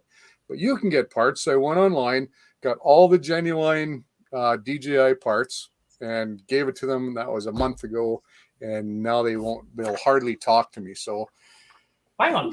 I have to go sort of back up a sec. So they've got your drone, they've got the parts, and they won't talk to you. No. What? So yeah, they keep saying, "Oh, well, we're gonna get it." Then they told me they had it done. They were just gonna do firmware updates and test fly it. And then they said all of a sudden one of the sensors isn't working, one of the anti-collision sensors. Right. And I said, I don't think that's right, because that's not what the other guy said. And then so two guys working in the same place there, neither of them really seemed to know what the other was doing. So now they've taken the path of just being like hiding. So they seem to know that I work out of town and I don't get in before they close. So I take it you're gonna go down there and punch somebody in the throat. Yeah, I went there today to do that. Actually, I was really mad. And fortunately that they were closed. It says open 10 to 5, but they were closed. Nobody's there. So, maybe they knew you were coming. There's an $8,000 drone sitting in the front there. I might just have to take that until they give me mine. Do you know any Scousers that are around there that can smash the window and fucking run away? I know one. Fucking see you later, lad. Yeah. Fucking hell. Oh, yeah. Fuck it, it's shit, mate. Because it's awful, mate. Because I've had no dramas with my Mavic Pro at all from day one. I've had that fucker for 2 years now. They think it had to have. Everybody I've talked to said it probably grabbed a rogue signal and just left. And because I mean, I've never had something like that happen with my other drone ever. Like fucking crazy. You'd think that I mean, haven't seen how. Let's call it. Rob, you'll back me up on this. Electronic warfare works. If it snags another signal that's being put out there on purpose, then yeah, it's gonna fuck shit up. It will. But you know, that's EW, mate. That's electronic warfare. That's army level shit. So for something like that to happen at drone commercial frequencies, yeah, it's bizarre. That man, it's fucking bizarre. No. It just goes fucking see you later. I'm gone. But if you actually Google it, it's a common occurrence apparently with the Pro. Can an owner still save a return to home on a drone? You know what? Hit that button and it did nothing. So like it wouldn't. It was responding like it was letting me fly it to a certain degree. Yeah. So in spite of trying to get it back, it was trying to come back and then it would go away and then it would try to come back and it would go away. I still had signal, but obviously the collision stuff avoidance didn't work. But that's actually what makes more sense is that if the collision stuff was confusing it was, there was something where it wasn't. You know. I just noticed something. Oh, well, you're all right. I'm still here. It could be strange. Yeah, you don't want to see this. He says cleaning his fucking lens. I just had to notice something. I just had to notice there was something on the lens. You don't want to see this. Just let me clean my lens. Instead of flashback, my mom licking. Oh, look at there. That's holy fuck. Totally different person. It's like fucking something on that lens. It's like fucking HD and VHS. Jesus I thought it was my lighting for the longest time. I thought there's something, you know, with my lighting, but wow. Okay. Nick knows. Look, Nick knows the score. Spit on it. How many times you said that up there, Nick? Fucking Fort Mac. Spit on that, love, will you? Fucking hell. All right, guys. I'm going to go. Musa. Go hang out with El Buffalo and get drunk again tonight. So, all right, mate. Have a nice time, pal. Enjoy the pub. Enjoy yourself, Drew. Take care, man. Yeah. Pass on our regards, mate, will you? Yeah. Oh, he's gone. Fucking, that was quick. I can't believe how clean that video is now. That is just like night and day, man. Oh, man. Somebody was telling me, because I was on one live stream, they said, do you have fluorescent lights in there? And I said, yeah. They said, that's what's doing it. So I just assumed that was doing it. I was sitting there looking up. All of a sudden, I realized there's something on that lens. I'm not going to lie. It looked like you had spunk all over that fucking So you're familiar with what that looks like on camera? It's way over there. I'm sorry. That ain't in his eye. I'm in a hotel room and looking at the laptop. Jesus Christ. We're going way off shit here. Like, it couldn't have been that. That's way too far away. Fuck, you know. I don't have that problem. Anyway, so there is Hell's on Two Wheels, mate. Thanks very much for popping in. But there is a slot available, guys. If anyone wants to come in, I will drop the link in right now. So you guys can pop in if you want to. So like I said, I'm on poor man's StreamYard now, so they can only get 6 guys in. So because I might have a job in a month. So I know that feeling. Yeah. You're out of a job. I thought you were deploying. Say again, bud. Huh? What? Were you? Oh, there's the dogs. Answer the phone. Somebody at my door. Okay. That's the ring. That's the ring. That's ring, isn't it? Yeah, the ring. Yeah, I got it where it barks. I got 5 dogs. They don't come in the door. Mate, trust me. I set my ringtone to that when the missus would ring me. She fucking found out and she lost her shit. she rang me. She was like, woof, woof, woof. I was like, oh fuck. She went, is that the ringtone when I ring? I was like, yeah. She went, you fucking knobhead, gizzard here. Well, see, I never had. The funny thing is, yeah, I live with my son. With all the medical stuff that goes on, I got to have somebody around. Okay, so I live with my son. Yeah, my room is upstairs, so everybody's gone and work and all that, school, all that stuff during the day. But I never really locked the front door during the day. Nighttime we would. Now I've got 4 big dogs. Got an Alaskan Malamute, got a Great Dane, got a Rottweiler, and got a Boxer. Okay, so when the kids are now their nephews come over sometime, the grandkids. On you fucking Joe Exotic. Yeah, so when they come in the door, the dogs bark, but it's a different bark. So I'm sitting here one day, and the barks went into attack mode. It was a whole different kind of bark. I went, what is that? So like I said, I'm upstairs, so I go to the stairs and I'm looking, expecting to maybe see some kids, the nephews. Nope. So it's like a loft. I can go around to the other side, and I can see the front door from the loft.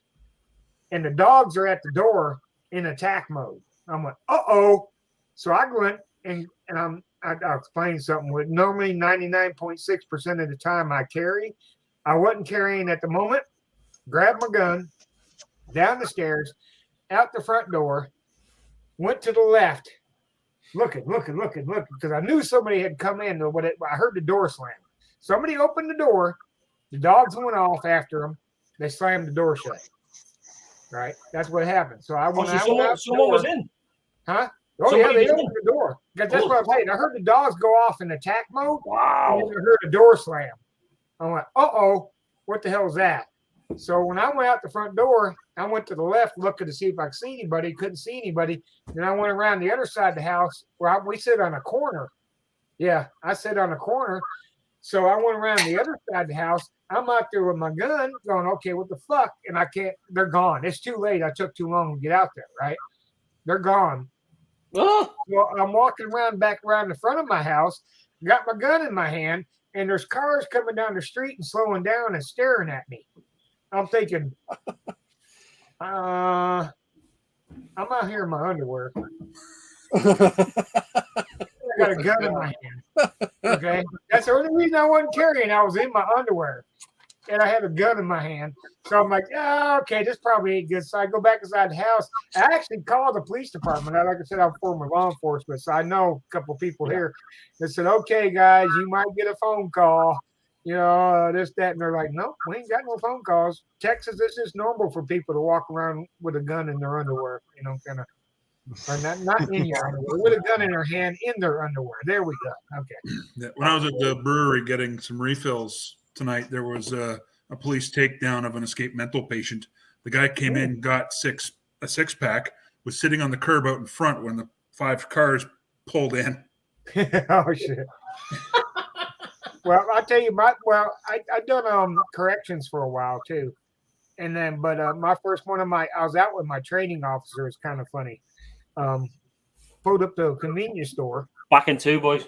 All right. Oh, microbladder's got to go pee.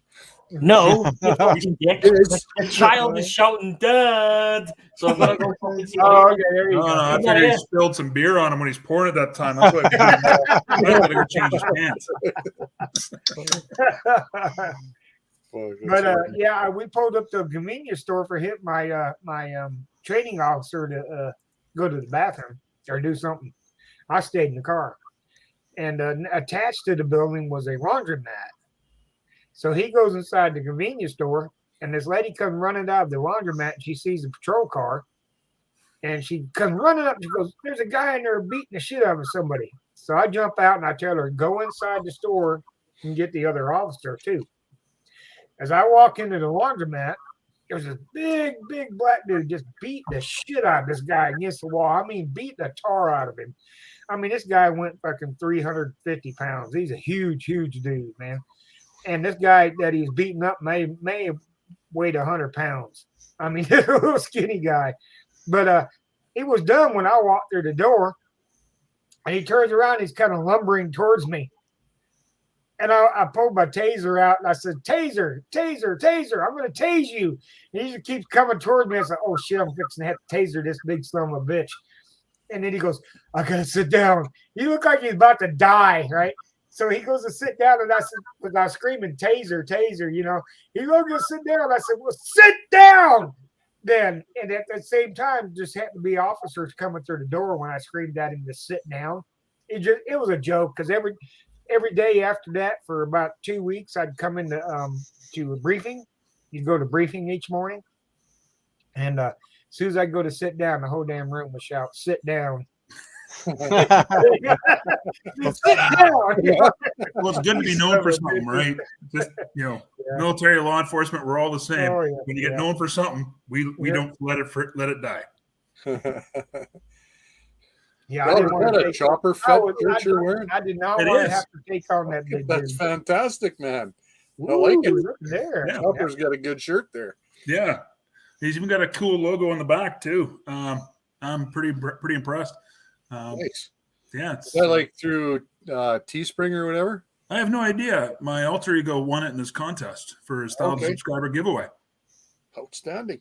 Yeah. So that idiot's good for something. Who knew? I know he's got a lot of nice shirts too. Is Anonymous Biker USA. Should check out his Teespring store. He's got that like his intro and stuff. He's got one like he's got some neat stuff.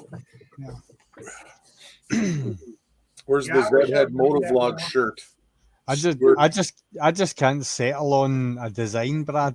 I've got like Zedhead Motovlogs on YouTube, but I've not settled in a design. I don't know whether I want to go with Teespring. I don't know. I'm kind of saving it as well. It's like I think with my channel size, it doesn't merit having it. So yeah, and I'm totally with you on that, Zed. I'm the same way. Like Dead Knot has changed names before. And to answer Bolt Bucket, yeah, my alter ego is my actual name. But that's where I put up my cancer blogs that I started 5 years ago. And so, but sometimes when people are right at that cusp, I actually have logins to about 6 channels. So I'll go in and I'll sub like to like 6 different channels. And so on one of his contests, I made a point of commenting with both my channels that I regularly use. Yeah. And and the other one won. So I would have nothing like stickers or nothing wasn't for that knobhead up there that's now in the closet or whatever the fuck he's doing up there. You can see the curtain moving around. Look at But yeah, he actually it was Scouts that designed mine. So it was thanks to him, because otherwise I would still have nothing. Speaking of that, I'm gonna come up with something. There you go. Look at there. Don't do yet. Boat bucket and Guten Tag. Boat bucket and damn it, who was it? The other guy from Australia. Well, checks in the mail. Yeah. If you do not have your Anonymous Biker USA merchandise, please see the link below. Give me a second. I got a Russian one. Let's do stupid hats. Fuck it. If you got a stupid hat, go get it now. Zed, you've already got one on, so fucking leave it. Thanks very much. That's what it was. I've got Russian underpants on, but you need to watch for them because Chernobyl fallout. Fuck, mate, I got this from Berlin. I've got this hat on a flea market in Berlin. Brilliant. Fucking amazing. Where's the logo? No, what the logo? But yeah, Where's something with the logo on it, Scouts? You done made me forget. Oh, Big Rob in Boat Bucket requested a sticker from me and a couple of things, and I said, well, okay. Come to find out that UPS or USPS is no longer shipping to Australia right now. And your fucking USPS. I just got a thing the other day. They're going to increase their first class mail rates and slow down the service. Yeah. By 30%. So they put a halt on mail going to Australia right now. So the only way I could send them a sticker would cost me $126. So get this. I'm like, you guys ain't getting stickers from me right now. I ain't sending you a sticker for $126 fucking dollars. It ain't gonna happen. So I have sent tons of stickers to the US. Everybody that's asked for one, 2 out of 10 have made it. Moto Blonde, ask her. I've sent her 3 packs. I even started using those thick padded envelopes to put stickers and a couple of poker chips in. 3 runs, still didn't get them ever. Wow.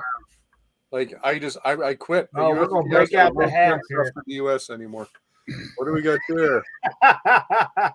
That's better. That's a fucking Navy hat. That is. Yep, it was a Navy hat. Yep, Russian naval officer from Vladivostok. I have his full freaking uniform. That is so cool. I got him so loaded, drunk, gave him a bunch of our ship stuff, and he just basically started handing me his shit. Speaking of fucking uniforms, look at this. Oh, here we go. Oh, he's in the closet. How much fucking Russian officers? So you play a mat. Oh. Wow! Look at there. That's a That's a full Russian officer's fucking outfit, mate. That's his shit's falling off like on the side, but yeah, he was Russian. We got extremely drunk in Berlin together, and he's like, "Yeah, here you go." I was like, "Holy fuck!" Look at this. Oh my god! Holy cow! This is going to be a pageant now. Yes, definitely. You had 9 mil just caught in between all this. Crazy I think they're all getting dressed up and they're going to start singing karaoke. Oh, he's Hey, why do Marines go on naval ships? To suck cock. I don't know why. So the sailors have somebody to dance with. Fucking hell. Rob, that's quite a sort of modern one, isn't it? No, that's from 1995. Oh, Wow. Really? So, well, it's not Eastern Bloc, is it? Let's be honest. yeah, no. So this was just after. So this was part of the whole. We're friends again in the early 90s. So we took 5 ships from Victoria. We went over to Vladivostok. Can you see that? Scouts, Yeah. I want a hat. Can you see what that is? Yeah. Make your screen bigger. Hang on. That's what she said. It's a sextant. Oh yeah. Yep. You know what that is now? Yeah. Wow. That is an East German. So East German officer's peak cap. Yeah. Well, here, zoom in on this one. Don't you have something else with another logo on? I'm not showing that shit. You Oh chicken. yeah. Yeah. Yeah. Maybe. Yep. Oh, Rusty. That's cool. That's really cool, man. Yeah. So we were parked. We basically each ship got hosted by another ship. So like I got a full tour of a Russian missile cruiser. It's very different from our ships. Wow. Of course, I was more interested in the helicopter because it had the counter-rotating rotors, which was fascinating to me because, they're all the same shape. Rotor, yep. Punkster, that's a fucking another story, mate, for another time. Fucking hell. Oh, Jesus. Yeah, it was a long... Scouts, just go. Fuck's sake! He's got more shit. Yeah, but so anyways, You want to see this? Make everyone. This what you want? What? Can't Ah! see. Yeah. Not what you want? oh, you're getting banned now. Oh, yeah, you're in trouble now, man. That's a genuine. No, it's memorabilia. That's a genuine World War II fucking Nazi flag. And a Okay. picture hanging on the wall. Oh no, seriously, he's got so much cool shit. Like he has so much war memorabilia. It's awesome. And I haven't even seen the half of it since you got your C-cam. If I could show you what's behind there, mate, you'd have a fucking heart attack. It's awesome. It's crazy. But yeah, so we're going down the wrong fucking road here. You started it with your silly hat. See, right, so silly hat time. Am I the only one wearing the fucking silly hat here? Rob, get that hat on. No, apparently I've got one on as Dad, well. you're good, man. You're good. How come that doesn't fit your head? I could. This is from some little guy, some little surface warfare officer named Max. Oh, Max. I can go get one too, but I'd have to dig for it. It's in the shed somewhere. Go get it, In man. storage. Go get In it, but storage. anyway. In storage. No, it ain't got nothing. It'd take me an hour to find it. It's in storage. Look at Brad. Look, he's looking around, going, "What can I put on my head? What can I put on my head?" I got nothing. Well, if I have a whole box full of silver just for fun. We need to put on a Here, helmet. here. I'll put on my almost famous quarter helmet. What you got there, Zed? That's a helmet from the Isle of Man. Oh, the Isle of Man. That's cool, Zed. I went in 2015 and I don't wear it. I brought it back just for a wee memory. Yeah.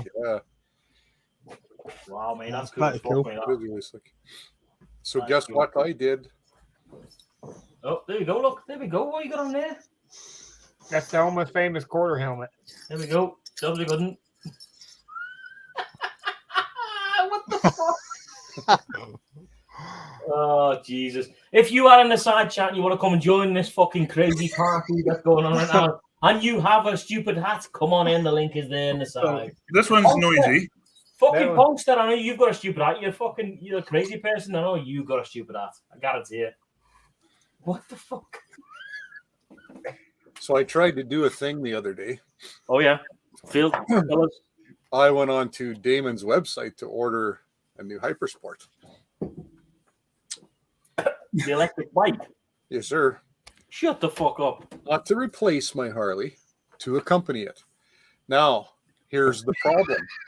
The production demand is so high, 2022 before you can get it.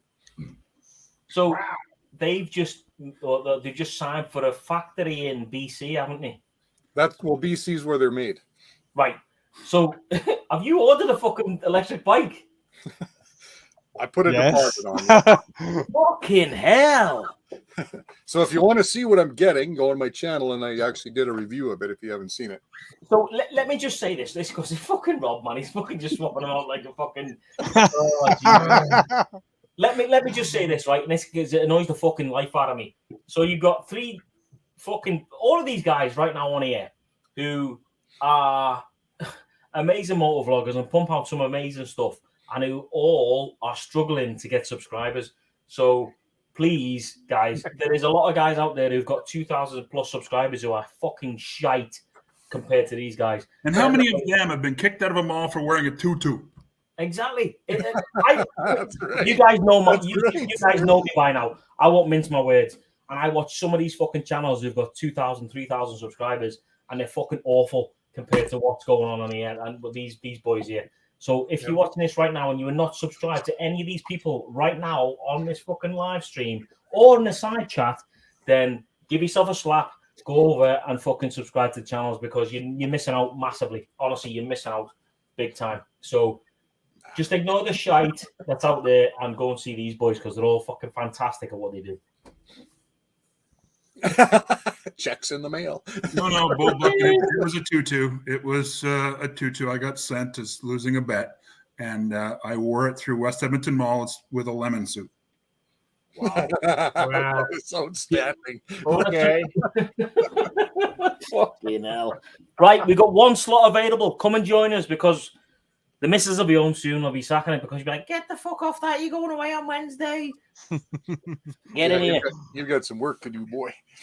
Yeah. Paul, I've been on YouTube 6 years as well, and I'm inconsistent with videos, and I'm just having fun.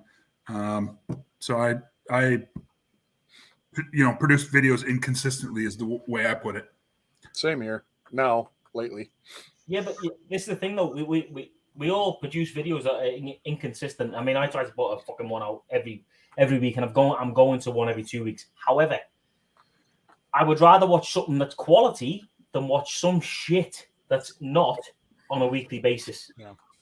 Well, that's part of my problem is I'm too much of a perfectionist, so I actually end up deleting. Like I recorded another video today that I've probably recorded 4 times. Yeah. For my Rob channel because I was with my oncologist over a month ago, and I usually do quarterly updates on what the oncologist says. And I've recorded it 4 times and just haven't got around to editing it. So I got 2 videos I hope to have done that for my other channel that I hope to put out. Well, I'd be editing them now if I wasn't here drinking. So your fault. Better to be here drinking than not. Enough. Hey, that's the same thing here. I ain't so much. I'll put out stuff. It's like I got myself lined up right now for a video every Friday until the 29th, knowing that I'll be in Florida and not able to edit, kind of thing. But that's the only thing. But you're oncologist. I got you. I understand. So. But yeah, it depends on the video. I try to put out quality stuff as well, but that's what I was telling Veteran Biker. If it weren't for the cancer, I wouldn't be putting out a weekly video. Yeah. Well, what I did back in 2015 is because where I was posted to when I was diagnosed, I had no family there other than because I was actually in the Canadian Arctic when I was diagnosed. So they moved me down into northern Alberta, into Edmonton. Now, I have no family there. I'm not from there. My wife's not from there. But that's where the military put me to go through all this. So I had a bunch of friends say, well, we'd like to see you. Tell us about what's going on. So I started putting up vlogs on my other channel. And then through that, I met some Edmonton moto vloggers. And they encouraged me to start a motorcycle channel because I was a bit of a dipshit. Still am, but so I started riding with them and trying to put together videos and really sucked at editing. And was too cheap to spend good money on a camera, things like that. And so I think my first challenge video I responded to because I didn't have a microphone. I basically rode up to a stop, talked to the camera, would ride away because I didn't have a mic. So I couldn't be in motion. Oh, yeah. So they couldn't hear you. Yeah. Yeah. And so that's my other channel that, I have like 100 subs on, but it's mostly, like I said, family, because I mostly just put content on it about what I'm doing in my life. See, the good thing about that though, Rob, is it's always going to be there. Yeah. So yeah, the grandkids can watch that, mate, in 10 years, 20 years time, fucking 50 years. It's always going to be there, lad. And do you know who sort of sums it up for me? And he says it all the time, and everything he does is John from Dad and Mad. Everything he does with that girl, his daughter, Mad, it's all for memories for her. So when he goes, isn't that great? That's just I love that. He's such an awesome guy. Yeah, amazing. He's a fucking top bloke, and everything he does is for memories for Mad. Yeah. So as she's growing up, she's got this fucking catalogue or back catalogue of her and her dad riding a bike, doing this, doing that, and it's all fucking, it's all there for them. I think it's a fantastic idea. It's the same with my lad. Harvey, you can watch this in, well, I suppose you'll have to be 18, but he can watch all of my stuff in 10, 15 years time, or whenever I fall off the perch, he can look back on this and go, my dad was all right. Actually, I just told a buddy of mine at Edmonton, he started a podcast and he's got like 4 episodes out. And he's just kind of waffling on about his family and stuff like that. And I said, dude, you joined the military, a lot of years before I did, and you were in the height of the Cold War.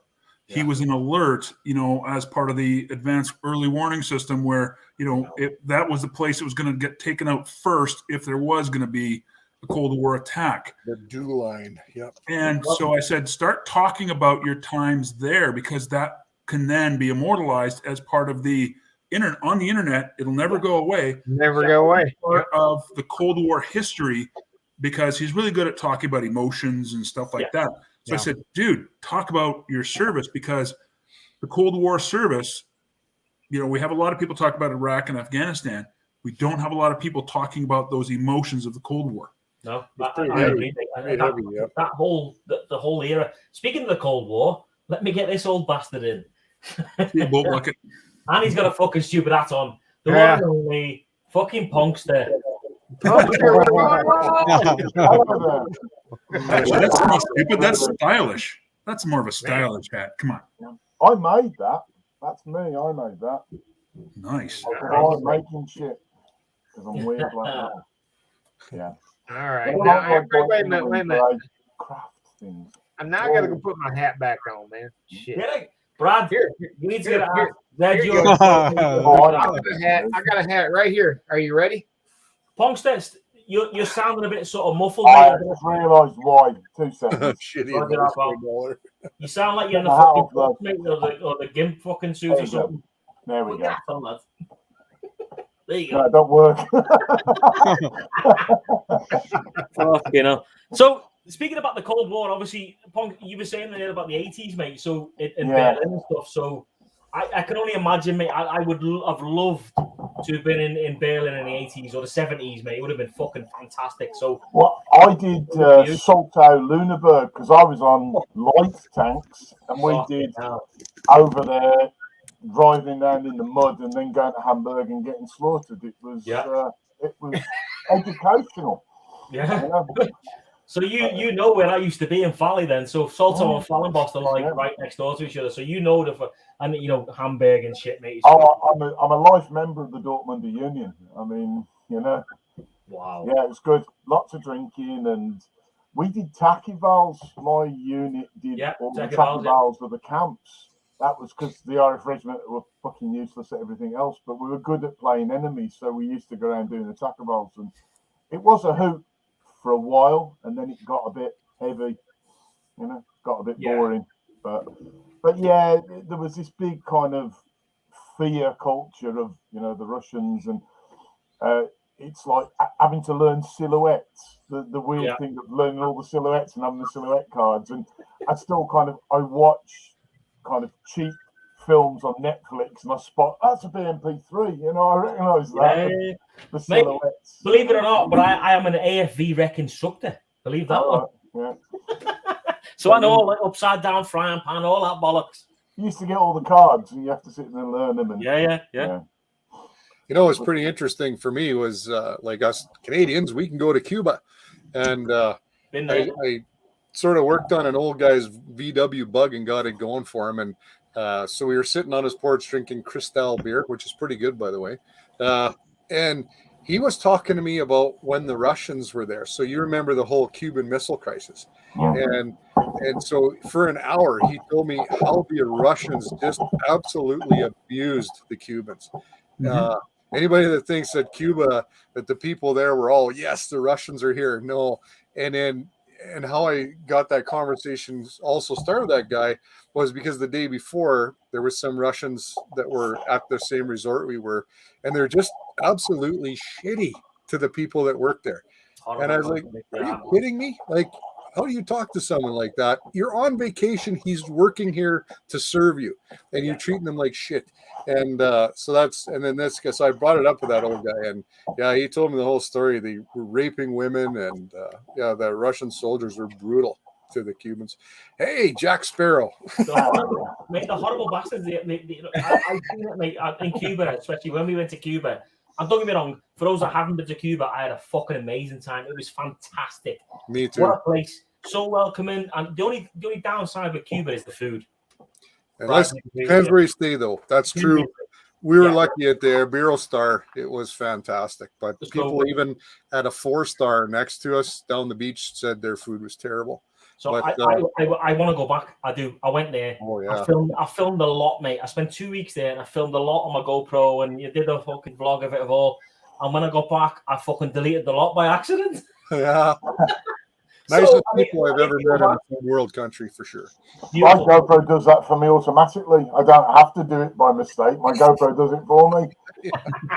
I seen you smashing your GoPro the other day. Yeah, well, actually, I'll let you into a secret. That was the GoPro I was smashing up, and it's actually made of cardboard. I hadn't the heart to smash the real one, so I made a mock-up. It was a fraud. Because I make models, But if you look closely in the video, it's unusual for a GoPro to squirt blood out when you hit it with a hammer. So I thought that was a bit of a giveaway, that all the red stuff that came out of it. Maybe it was. Fuck. Jesus Christ. Wow. I've got a new toy. I've got a 3D printer. I've been promising myself for one for a while now. And as I like making things, it's what I do over the winter. I make things, and I got a 3D printer a few days ago, and I've been making RAM mounts, like GoPro mounts and things. Nice. So, mate, Brad will be your mate. He's got a 3D printer. He's been fucking about with that for about a year now. They are pretty cool. This is the kind of stuff that I made your boy. Yeah, very nice.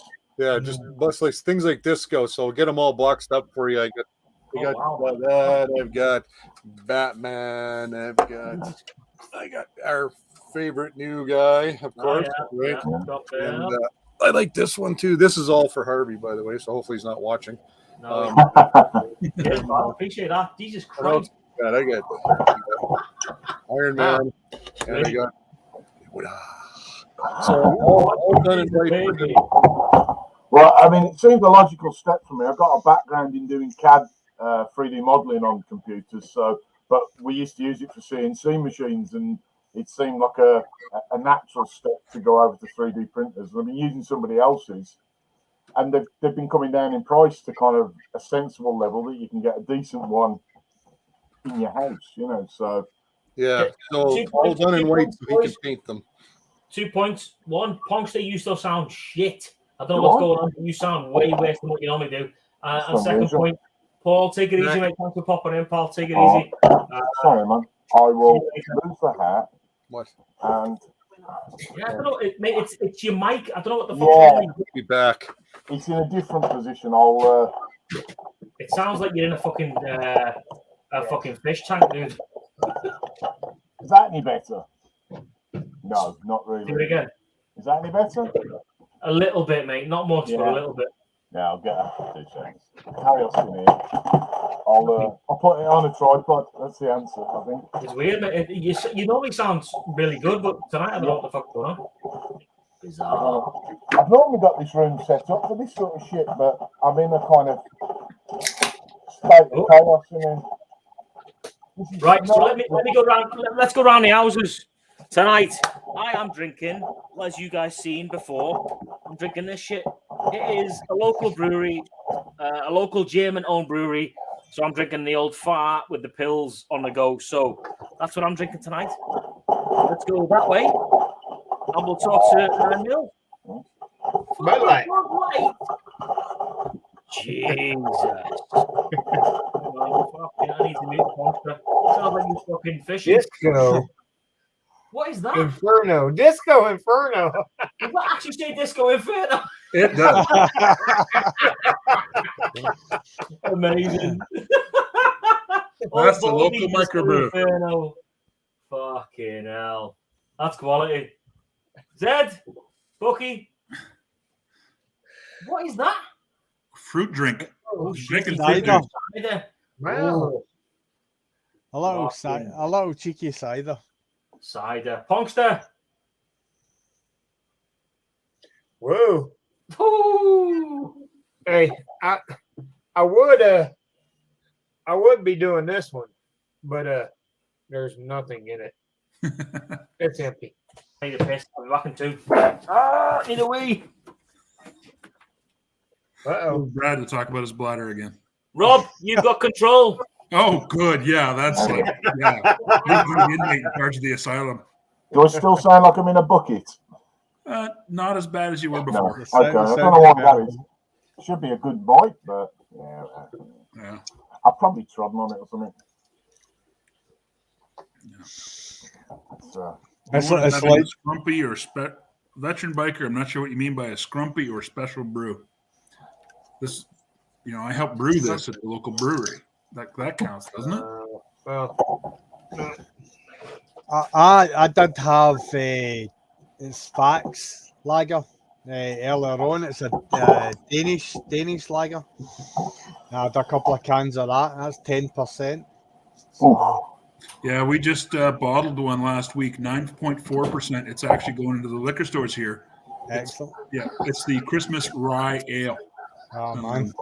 And we named it Merry Rye-solation, and it'll go on for sale for leading up to Christmas. And we just bottled a couple thousand bottles of it and a bunch of kegs, and that's going to be the Christmas brew at 9.4%.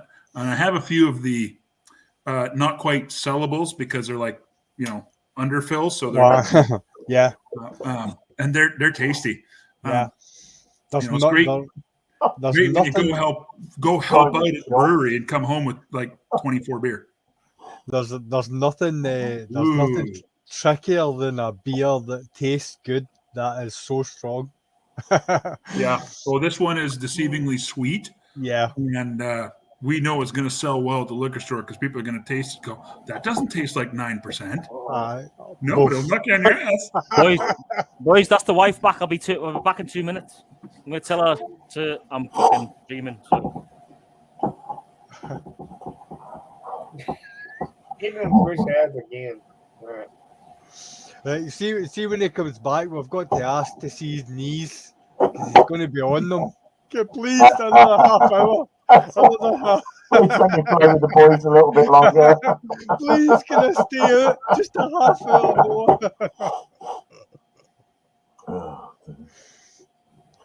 And the strong beer, I like it, but it gives me heartburn. I reckon that's just a thing about getting old. Strong beer kills me for days now afterwards. It's you know what I mean? I'm all right drinking wheat beer. If it's the good stuff, Yeah. it floors me. It just, and rum for some reason is therapeutic. It doesn't. So rum it is. No, I went through a stage. It was Morgan Spice, and it was we actually got to a stage where it was Morgan Spice with Coke and Guinness. Wow. Veteran biker, thanks for coming out. Good to chat again. And yeah, no nudity with this sausage fest. I hope you're correct.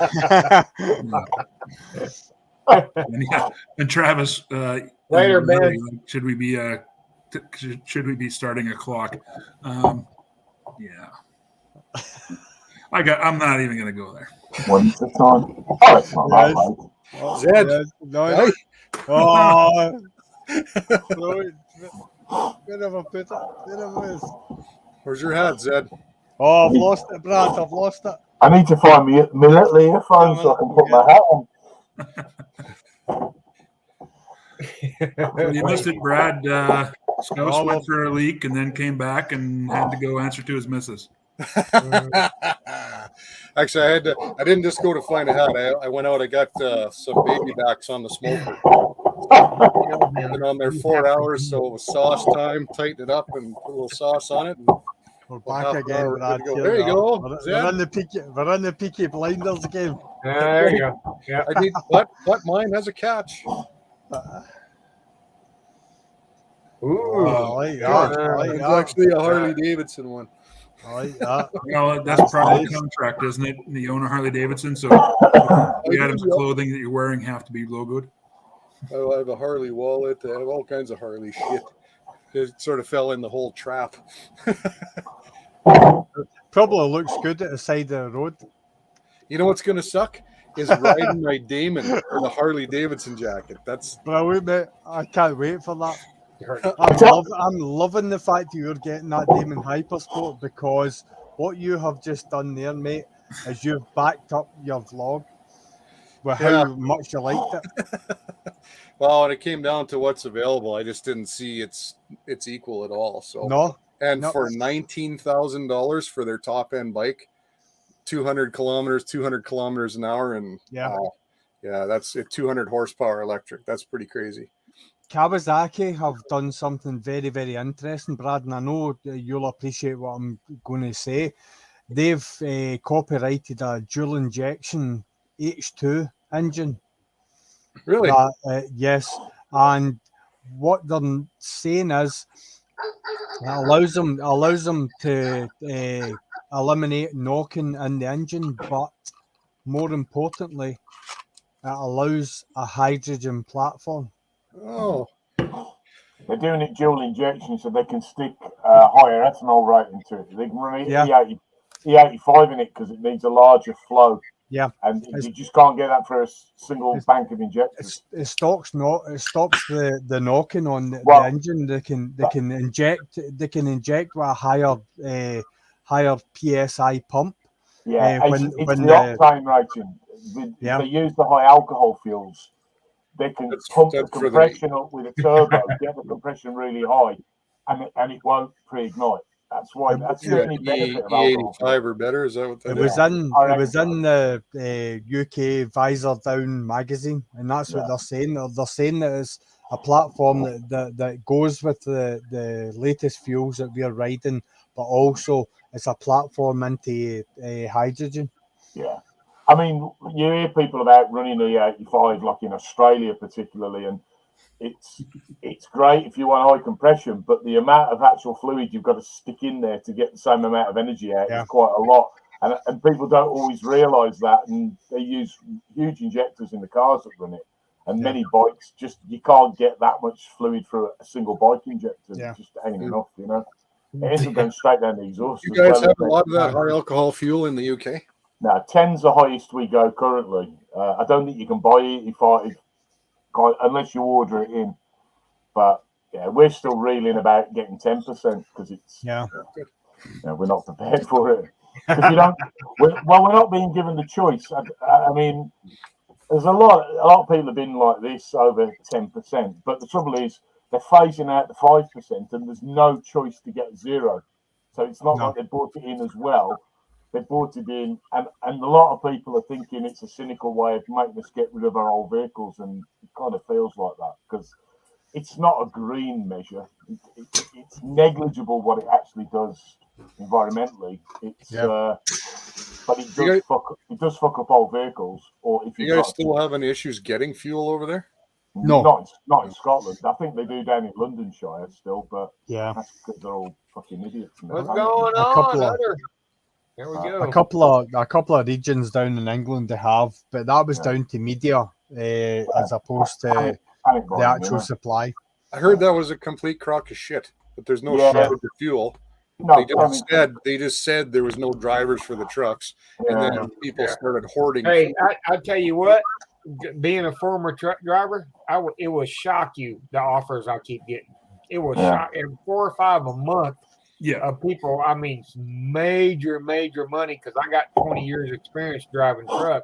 So they call me up and go, listen, $90,000 a year, $93,000 a year. I'm like, holy shit! Yeah, they're offering to pay for people's driving school up here. Yeah, I got offered a driving job. I haven't driven heavy goods for 20 plus years. I did my license in the fire service and haven't driven a fire engine in 20 years. I used to have 2 highway tractors. I had 2 T600s. Really? With Dane reefers. I'm unloading HGV drivers every single day, and they're saying just now the shortage is a total fallacy. What's happening is the UK government are slowing down the acceptance of UK drivers' license renewals because they want to bring in European drivers because they can charge them cheaper rates, and that's better for the economy. I don't want to get political on it, but that's the whole thing.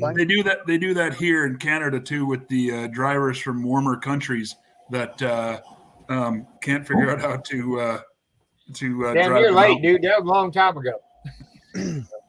Thank you. Thanks very much. I'd like to welcome the military biker to the live stream. Thanks very much for coming in. Thanks to military biker's wife for giving him permission to stay on for our half hour. Listen, I have to go. She's here now. I have to go see the wife.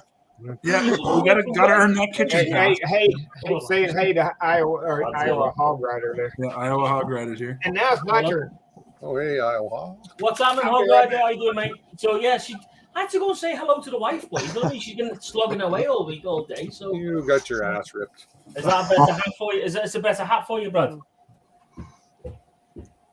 Oh yeah. Yeah.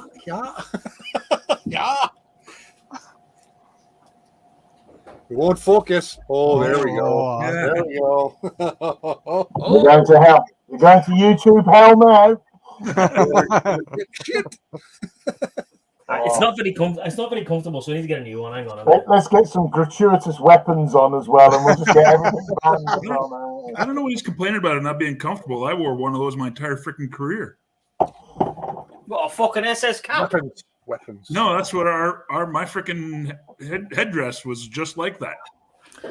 This is more my style. There you go. Yeah. I got issued blue kit like that, and we had it for like 3 weeks, and then when I got to regiment camp, they said throw all that shit straight in the bin. They didn't want us to wear any blues at all. It's like, oh, I quite like this. I know the fucking word you lot saying now. Probably good. What did I miss while I was away? Rob, I just want to go to Vegas when I'm staring at you here. Look like the what is it? Was it next door to the Mirage? What's it called again? Pyramid. What's it called? Pyramid Hotel. The Pyramid, is it? I can't believe I forgot. The Luxor. No. Yes, the Luxor. I've actually never stayed there. Where we stayed last time? We stayed in Treasure Island, yeah. Treasure Island. Did you find any treasure? Always. Vegas is amazing, isn't it? Yes. 4 times I've been to Vegas, man. It's fucking amazing. My wife's saying, is it Hat Day on Scouse's live stream? Yes, it is. It's Hat Day. Excellent. See, me and my brother Zed have the same hat. So let me ask you: do you think, obviously going back to Liverpool, do you think it's a good idea to go and film around where the Peaky Blinders were filming and stuff? Oh yeah, for sure. Yeah, definitely. But yeah, Hog Rider, this is a silly hat. Just make someone watches your car. That's all. Don't leave your car unattended, you know. No, exactly. Scousers will fucking rob anything. Been there a long time. Is this a costume live stream? No, it's a silly hat live stream. Yeah. Yeah. When Silly hat live stream. All right. Switch. Hang on. Yeah, switch. Oh, we got to switch? Okay. I got nothing to switch. Okay. Jeez. What's Zed got there? I'll just turn mine around. There. So I've actually got a Russian hat up on the wall, but it's on top of the bloody stag skull, and I have a feeling if I take it off, the whole thing's going to fall off the wall. So it's this is one I've been wearing for 24 years, boys. So this is my regimental hat, as you can see it right there. Look like You're in the Stigley Regiment. Traffic jam. I may regret leaning up to grab this hat because it's on top of a stag skull above me. Oh, hang on. Oh, here we go. Oh, here we go. There we go. It came down. It's fucking Davy Crockett, man. I don't know what's going on. Just over my headphones, at least. It's got bullshit flaps. Yep. We actually have a military issue one of those. Was sticking straight up on the Bullshit. lip there, man.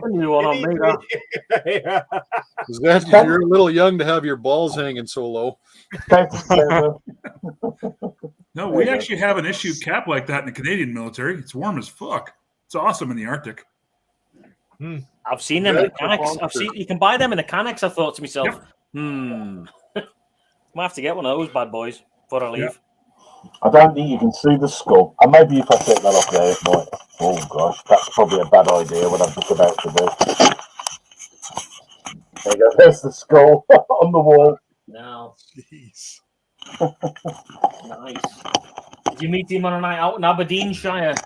That was my very, very first deer I shot. Oh, all right. Golly, you gonna make me break the stuff out. Yeah, and it's the only, there we go. Look, there we go. And I'm not a trophy hunter. It's the only skull I've ever kept. Is the first one. Nice. Because it doesn't float the boat trophies particularly, but you know. Stuart's gonna have a fever in about 3 minutes. What the fuck is that? Very nice. It's like a Smurf hat, only colorful. Fucking Smurf hat. What the fuck is that?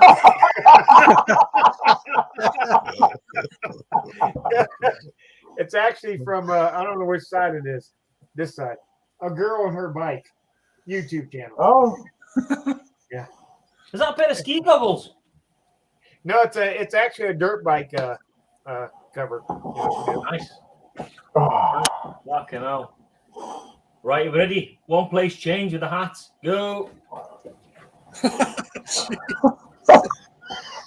This one's comfy.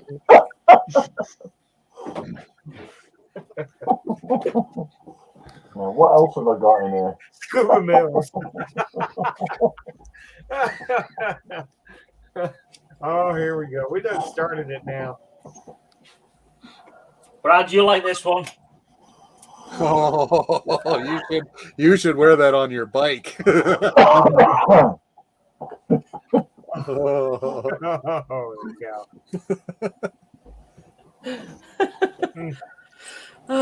There we go. That's better. That's awesome. My helmet is pretty shiny. You spend a lot of time polishing it. I do. Well, buff. Is that an authentic helmet? No, it's not. This is the only fake thing I own, actually, because I made this myself. So believe it or not, that used to be a luminous. Fucking hell, take that. That used to be a luminous yellow, right? And it was a firefighter's helmet. So a firefighter's helmet, exactly. Yeah. So after the war, they used to obviously to recycle all the helmets that were left over. They gave them to the firefighters as punks that you'd notice. They give them to the firefighters. So that used to be literally a luminous fucking yellow, and the firefighters used to use these after 1945, basically. So I removed all the paint and all that bollocks, and I painted it, sprayed it black, and put a Luftwaffe emblem on the side. Just for they used them right into the 90s. They were still wearing them in the 90s. Yeah, exactly, mate. Yeah. Yeah, so that's what that is. It's not original, but it's an original shape of an M42, basically. Which was, if you want to see original, I'll show you original. Did it have a leather flap on the back? There we go. It's got all the pigskin still inside and everything, yeah. Scott, did it have an extended leather flap on the back as well when you got it? It did do, mate. Yeah, the sort of neck guard. I took that off, mate. Launched that. I'll show you an original one. Hang on. Anonymous, you spelt that wrong. Oh, yeah, American trying to spell a British term. Go figure. It's America. See, now, I have stuff in storage, like hats and stuff from my father when he's a firefighter. I got his helmet where he was inside of a building. Wow, look at that. So that's an original. I dug that up. Out the floor. It was 5.5 feet down. I dug that up. So that's an original. Is that a metal detector? Yeah, mate, metal detecting. So that's a very cool point for metal detecting. Got that one, and I've got this bad boy as well, which is fucking falling apart and rusty as fuck. But the difference in sort of weight between that one I just picked up and this is fucking unreal. I mean, there's another one that I dug up. Wow. So that's probably a proper steel pot. That's exactly what it is, mate. Yeah. You guys know that he's got another channel? Yeah. We do. Put it up on the screen or put it in the site, dude. Oh, fucking hell. That's so cool. Come on. Again? All right. So there you go. Two original German World War II helmets. See the first one you put up. Does that actually got a bullet hole in it? No, mate. Is that just? That's what I was thinking too, Zed. It looks like perfect hole. Yeah. That one. Yeah, that's what I was thinking. No, mate. It's just rust. It's just rusty, pal. Just just old, mate, and fucking and they jumped out my skin, because I've been digging up a load of shit on camp for years and years and years. And when I found that one, I fucking jumped out my skin, mate. I rang Julia, I was like, I found a fucking helmet. I found a German World War II helmet. She's like, that is awesome. Oh, that's nice. She's like, oh, that's nice. Fucking crazy. So far the one you gave me was 45 cents a screw and a bottle cap. I'm gonna put these away before they fall apart. Yeah, I have my father's fire. He was a firefighter. My dad was, and I have his helmet that he was inside of a building fighting the fire, and somebody else in the room next to him also fighting the fire, and they came through the wall with an axe and caught my dad helmet right across here, and busted his nose and done all kind of damage to him, and that stuff knocked him out. But I have his helmet that has a split in it right here. Yeah. Was that one of the leather bridges? Yeah, it's in storage somewhere, so I ain't got it with me. But yeah, it's in. Yeah, it's a badass helmet. Well, there was a weird thing about the fire services. When you got promoted, they gave me your old helmet. So every time I've been promoted, my nieces and nephews, the nephews mainly, had one of my lids. So I've given away every lid I've ever had. Oh, really? Okay. And even. And somebody said, "Did you not keep your last lid when you retired?" And I didn't. I gave it to somebody. So it was just like, I actually haven't got a fire helmet. Can you see that? Yeah. Hang on. Let me make this bigger. So you've all heard of the Eastern Front, right? When the Germans invaded Russia, right? Yeah. So this is one of 7 I think I've got. This is the medal. This is the medal you used to get for fighting. Really? Yeah. Look at it. Wow.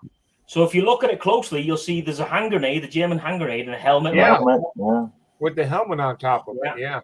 And then on the back, it says, if you can see that. Keep it still. Focus, you fuck. Focus, you bastard. It basically says. AV says. Yeah, so it's basically Eastern Front, 1941 to 1942. Wow. Look at that. Yeah, so there you go. That's one of, like I say, 7, and then the rest is in there. It's behind there. It's fucking all sorts behind there. Man. I can absolutely attest to that. I just sat there with my mouth hanging open. You have so much cool shit. That's I about don't know about you in the Scouse's back room with your mouth hanging open. You fucker. Oh, shit. I expect that kind of crap from Anonymous Biker, not you. Oh, All right. Well, where'd he go? now he wandered off again. He's in the closet again, yeah. I'm being advised that dinner is ready. What are you having? I don't know. Can I you have to smell go it? find The out. rules are you can't I can complain smell and can't something. I fuss can or smell you're it in the cooking nuts. air, but I don't know what it is. Yeah, standard rules apply. If you don't like it, don't eat it. But if you complain, It's you're actually cooking. being cooked by a sergeant in the U.S. Army right at the moment. He's a sergeant in the United States Army. And it's being, I don't know what he's cooking, but I'm going to eat it because it smells good. There you go. Have a good night. See you So now. y'all be good. Yeah, I'm back, See mate. I'm y'all back. See you in the next one. and all that See you stuff. later. See you later. Take Take care. it easy, Beef. If I can figure out how to turn this off. Later. So there you go. That was 9 mils on 2 reels. So if you want to pop in and talk to us, guys, we have a slot available. The link is there in the side chat right now. So come on with your silly hat and come join us. Fuck it, why not? My turn for a pee break. Uh-oh. Oh, gonna break the seal. I've tried to take a picture of what's behind there, Brad. Tell me how you think this turns out. Hang on. Better not be a dick pic. No, it is. You already had that once on the live stream of yours. Really? Oh, yeah. I don't know if you can see. That's a shelf. Can you see that? I don't think you can. Come on, focus, you Oh, bastard. yeah, no, yeah, yeah, yeah. photos. Yeah. Very nice. That's a shelf. So that's a shelf of. No, that's the boy with the dog. There's another one. Ah, fucking hell. There's another one of stuff I've dug up over the years. It's fucking. Cool. It is what it is. Go check out the other channel, guys, if you want to watch that shit. It's fucking. It is what it is. You'd like, just up the road from me, there's a First World War airship station, and the forest has grown through it now. Oh, wow. And they were long-range bombers. They were the strategic bombers of the First World War. Yeah. And it's our Royal Navy airship station, Lenabo, and it was, and they're still digging up stuff from it now. I can imagine, mate. I can only imagine. I walked the dog through it, and you wouldn't know there's like big concrete blocks in the middle of a forest, and you look at them, you think that's a weird thing to be in a forest because it is like very industrial in a very, very rural setting. Yeah. And there's like bits of girders sticking out the ground, and it's just strange. And for years I wondered what they were. Oh man. It's a shit that there's nothing to dig up here in Canada. Nothing's ever gone down like that. I mean, the only thing we ever did was we went down to the White House, kicked the shit out of the Americans, and came home. Yeah. That's literally none of it was on our ground. So I remember it was a program in the UK called the Time Team, and they dug up a Spitfire that had downed on I think it was an Irish marsh, and they managed to pull the plane almost obviously like it crash landed, but everything in relation to where the plane was intact. They took the guns from that plane and they took them away. They cleaned them and they fired them on a firing range. Yeah, they did. I think they're in the Royal Armouries in Leeds. It was unbelievable. And one of the things which identified the pilot was the fact that the plane had an armoured plate above his head. Or it didn't have, and that was the reason why he came down, because he got the headshot, because it was just after that plane went down that they introduced this armored plane. So that timed it. Yeah. But one of the interesting facts was that the pilot of the plane, his dad worked in one of the, I think it was Morris or whatever the car company was, and he had a rear view mirror from one of the cars on the cockpit window to look behind him. Do you know what? Greatest plane ever built. Fucking crazy. I love all that shit, man. I love all that World War II sort of stuff, and especially the time team stuff was fantastic, especially when they did the World War II stuff. Oh, it was. Do you know what? All the aircraft stuff. I've got some good books about the aircraft, the Luftwaffe and the RAF, and the stories from some of those pilots are just unbelievable. You can't put it down. It's just engaging as hell. Yeah, there's a great story about time team. You remember there was a Professor Mick Aston who was a Brummie archaeologist. Yeah. And an absolute genius.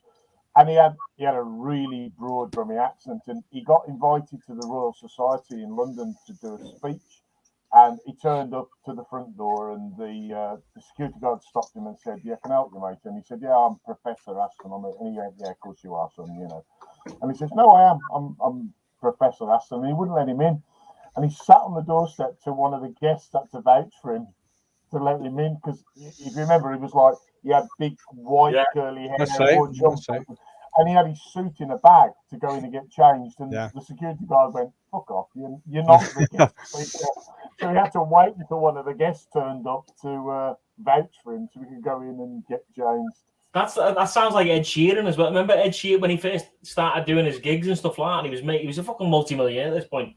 You know, Ed Sheeran would be getting knocked back from his own parties because he just looked like an absolute scruffy bastard. Fucking unreal. So, Punkster, this is our official issue Arctic. Hang on, let me make it on big screen. Put it on big screen. Yeah. So, got one of these, as you know, it's got a NATO stock number and everything. Yeah. Rob, do you know what we call them in the army? Warm? I don't know. Yeah, no, we call them deputy dog hats. Well, there's a bit of an outcry when they made them here because they're actually made with real fur. So, of course, the tree huggers had a fit because it's actual muskrat. Was that what it is? Because muskrat's actually warm. Because of the waterproofness of a muskrat. And so they made a big fit, but then, of course, it's an Arctic hat, and even the Inuit were like, "What are you, fucking stupid?" This was great when I was in the Arctic. I love this hat when I was in the Arctic. It's super warm. We got 2 fucking Davy Crockett's on now, man. Jesus Christ. I've got another one somewhere. I was a bit of a sucker, even as a kid, for the army surplus stores. And in the 70s, they were full of the East German, like an Air Force blue Davy Crockett hat with the kind of the East German thing on. Everybody at school had them, and I've still got one kicking around somewhere. We actually in the Canadian military had toques that for a while they made us put our cat badge on. Right, so hang on, stop. Explain what a fucking toque is, please. A toque. That's basically what Zedhead was wearing. A woolly hat. Except no pom-poms. Well, pom-poms if you're special, maybe in Vancouver, but... It's a beanie, isn't it? Yeah. Yeah, knit cap that keeps your head and ears warm in winter. A woolly hat. Who keeps farting, by the way? A beanie. Fucking hell. I keep hearing it every now and again. I'm like, what the fuck is that? Anyway, we have an epiphany. We have seen the light. It's time for live stream Jesus. Okay,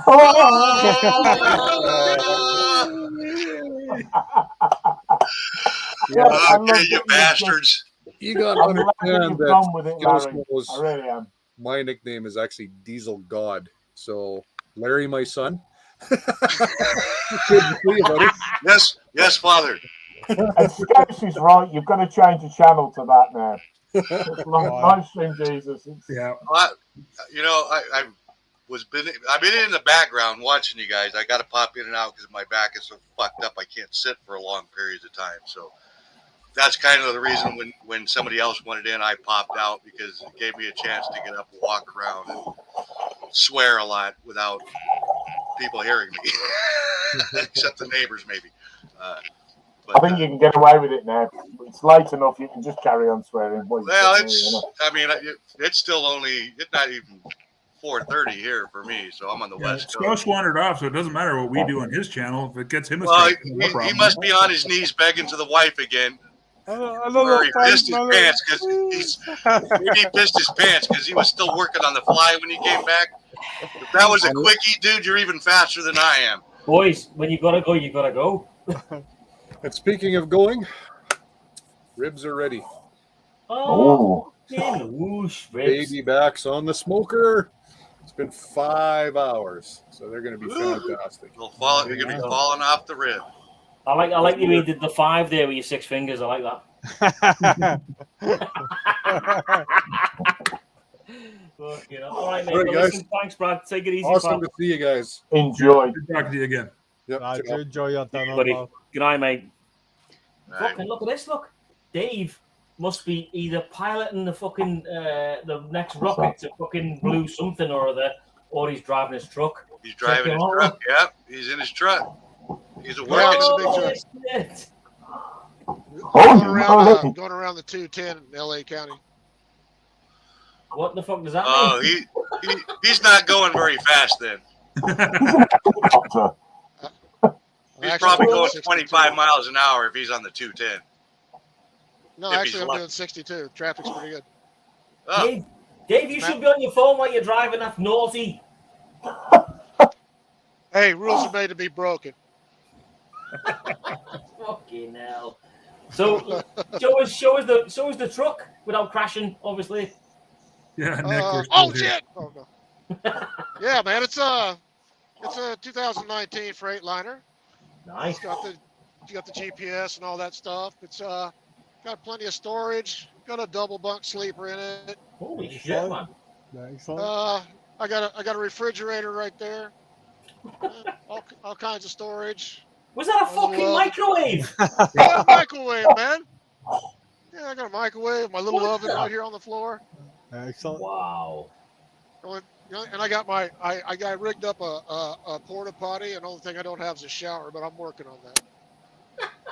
That's amazing, man. That is. Reclassify it as a motorhome. Dave was going to retire, and they threw a $3 million truck at him. He said, "Fuck that." Yeah. Well, yeah. Making twice the money I was making, I might work here for a little while longer. So, Dave, let me ask, how much is that truck worth? Dude? How much what? How much is the tractor you're in? How much is that worth? Oh, I don't know. I haven't priced them lately. Probably 150,000. Jesus. US. Probably closer to 3. What you hauling today? What do I have? I've got Home Depot freight. I pick up.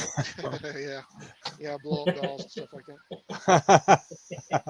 No, I usually go to distribution centers and pick up preloaded trailers. Sometimes I have to sit and get loaded live or unloaded, but 75-80% of the time I'll pick up a loaded trailer and take it to another distribution center or wherever. It's pin work. That's awesome. Wow, that's amazing. Yeah, that's amazing, mate. It's easy. The only places I have to sit, they usually schedule me pretty good. I'll pick up at a Home Depot distribution center and I'll go to one of their stores. I'll back up to the dock at nighttime and say, "Here's your paperwork," and I go to sleep for the night. Fucking hell. I bet, how shit is that bed, though? Is it all right? What's that? Your bed, is it shit or is it good? Oh, brand new mattress. Brand new. It's a memory foam pillow top. Brand new mattress. Mate, Yeah, that they're sounds, pretty comfy that sounds these days, awful. That sounds like the worst job on earth, man. That does. Well, I sleep better in my truck than I do at home because I got a dog and a cat and an old lady, So. Yeah. How many hookers can you fit in there, Dave? Well, so far the record's 12. Fucking hell. Oh, Jesus Christ. Fucking look at Nick. Look, he's like, fucking sweet, you still going. Oh, hang on. Yeah, we're still going, Nick. Still going, lad. I need to get Nick on here one day because he's a big supporter of the channel there, so I'd love to get him on one day, but he's always working, man. He works up at Fort Mac, Rob, so he's like way up north. Well, I know exactly where Fort Mac is. Yeah, he's fucking way up there, man. Jesus. Okay, so he's not the St. John-based videographer with CTV Atlantic. He's not the Canadian football guy. There we go. That's better. I'm trying to find his channel. So Vote there's for a lot live more Nick stream. Moores out there. I see Nick Moore actually on the news quite a bit. That's why I thought the name was funny. Fuck you, Larry, mate, you're never going to live that down now. You know, thanks to that man next to you. Thanks to that man next to you, you've come up with the greatest name ever.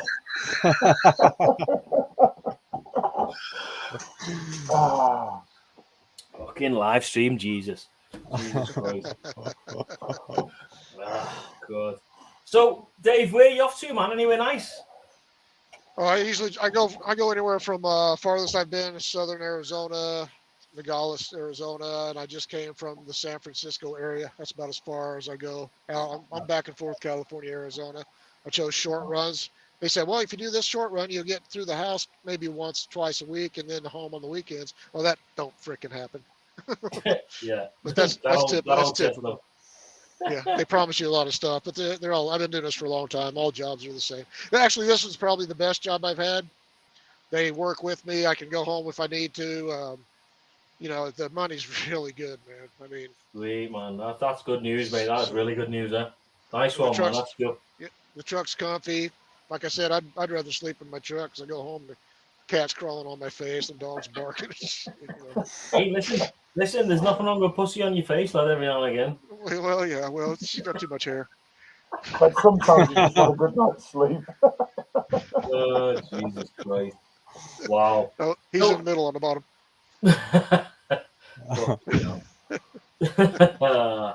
Larry, so how far is Dave from you? But you guys should next time you meet up. You should go for a meetup. You and Dave. Dave's probably about 4 hours or so where he lives. Where he's at right now, he's probably 45 minutes from me. Really? Oh yeah. Oh, wow. Where are you at on the 210, Dave? Santa Anita Avenue. If you know where that's at. Are you heading north or south? East. Well, I'm heading towards Arizona. Oh. So I just came from the San Francisco area, the Home Depot distribution center up that way. He's probably 45 minutes north of me. Wow, man. Yeah, that would be cool, man. If you pair could meet up on the bikes and just go and have a coffee or something, that'd be awesome. That'd be really cool. When he was going to retire early next year, he was going to come out here and we were going to ride the coast. But Dave's got this new truck, this new job. He goes, "Fuck you, Larry. I don't need to meet you." You know, I would love to see that. I'd love to see you pair do the PCH. I would love that. That'd be amazing. Yeah. Yeah, I've done part of it. I'd like to do the whole thing though. That'd be cool. Yeah, I'd love to do the PCH one day. Me and Rob, you can get your ass over here from fucking over there, lad, and we'll do it. Okay, I'm in. We'll do it, mate. And obviously Zed and Punkster, you can get your fucking asses on a plane and hire some Harleys. Be prepared for gasoline shock to come here. I was about 20 minutes from Zed's today. I drove up from Glasgow today. Oh, really? Did you? Yeah. I was in East Kilbride earlier. Oh, aye. What's the gasoline shock of which you speak? I just right now for premium gas, it's $4.60 a gallon. Deal. Even with the exchange, it's cheaper than what I paid today. What did you pay today, though? I paid $1.65 a liter. You pay more than us. Jesus, I paid $1.43 today. Well, wait a minute. 165. There's what, 2.2 liters in a gallon, right? 3.8 the US gallon, 4.5. Oh, 3.8. Okay. What is it in the UK, boys? What about 137 for diesel? Yeah. What about petrol? But of course, take the exchange into effect. That's like $5 a liter for us. So £1. We're going to be there in a couple of weeks. So £1.37 is approximately $2.50 Canadian-ish, roughly, a litre. Yeah. So thankfully, that's cheap. That's cheap at the moment. I would have said. Yeah. It's getting higher. It's like $9 a gallon. I mean, I went through Sterling today. The Sterling services, it's normally about 135 a litre. I think Sterling services is about 150 or 160 a litre or something stupid like that. So it's on the motorway, you know. It's or Wow. the highway, or whatever you call it. In Zed, let me ask you, how far are you away from Scotch Corner? Like miles away? 1,000 miles. It's about 100 miles, mate. Is it? Bastard. When are you down there? Because I'm off at the end of this month. Pal, so, mate, I'm down there from literally the 25th or 24th of October right the way through to about the 5th of November. Right. So I'm off for the last week of October. So if you want to meet up, that'd be brilliant, man. Absolutely, mate. Let's sort it out. That'd be cool as fuck. Aye, definitely, man. All right, man. Let's why Scotch Corner, Scouts?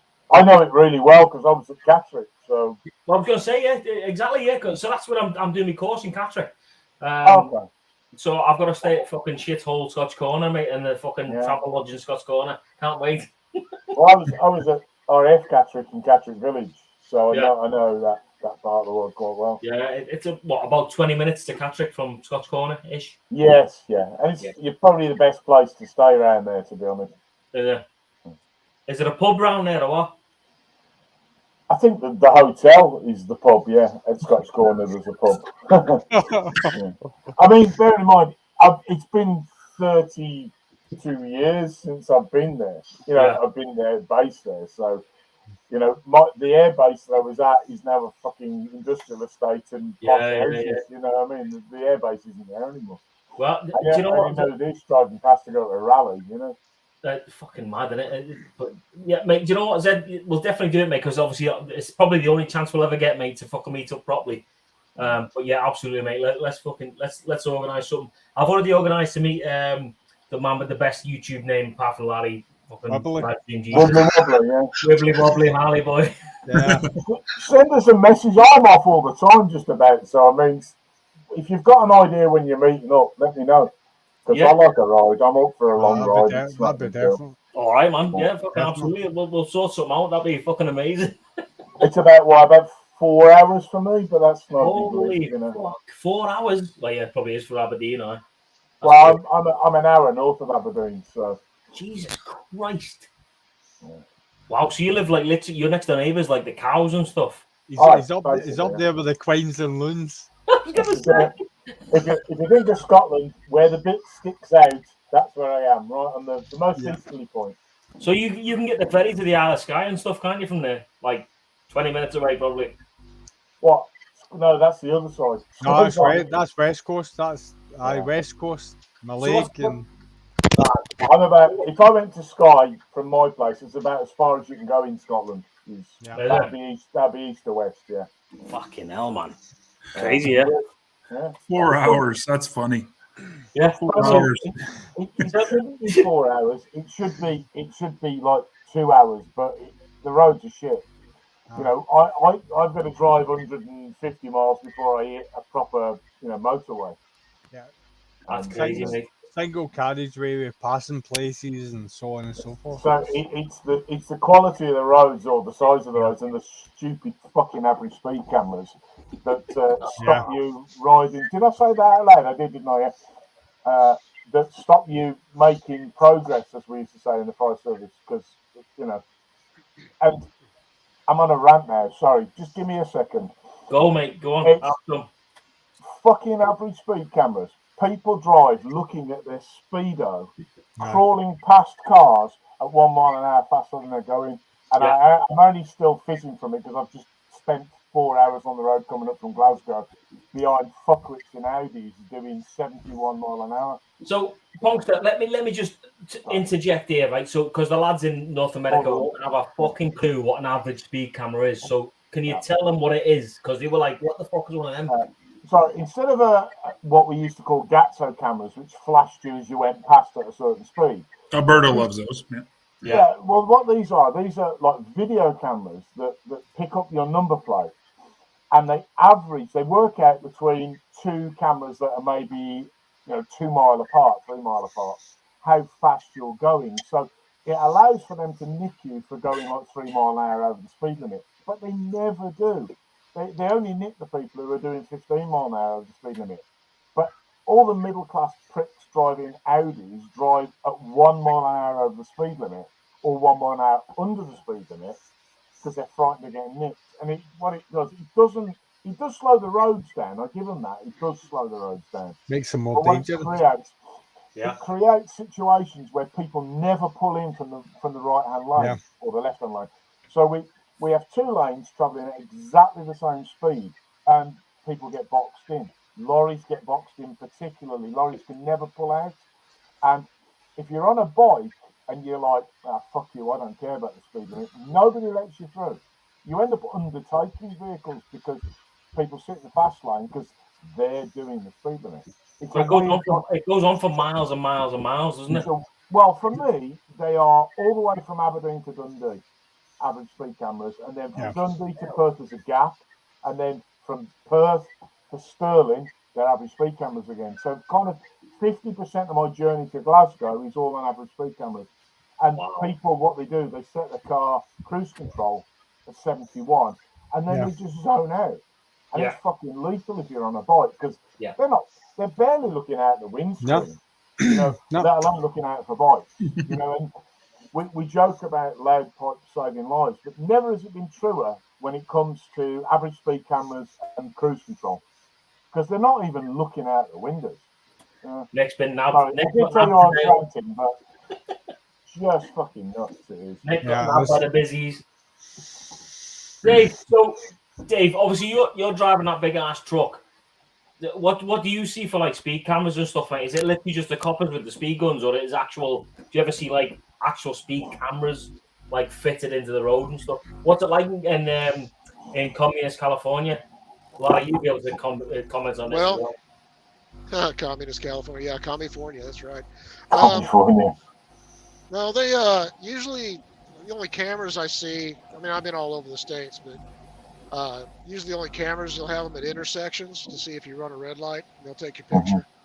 Of course, they use radar guns.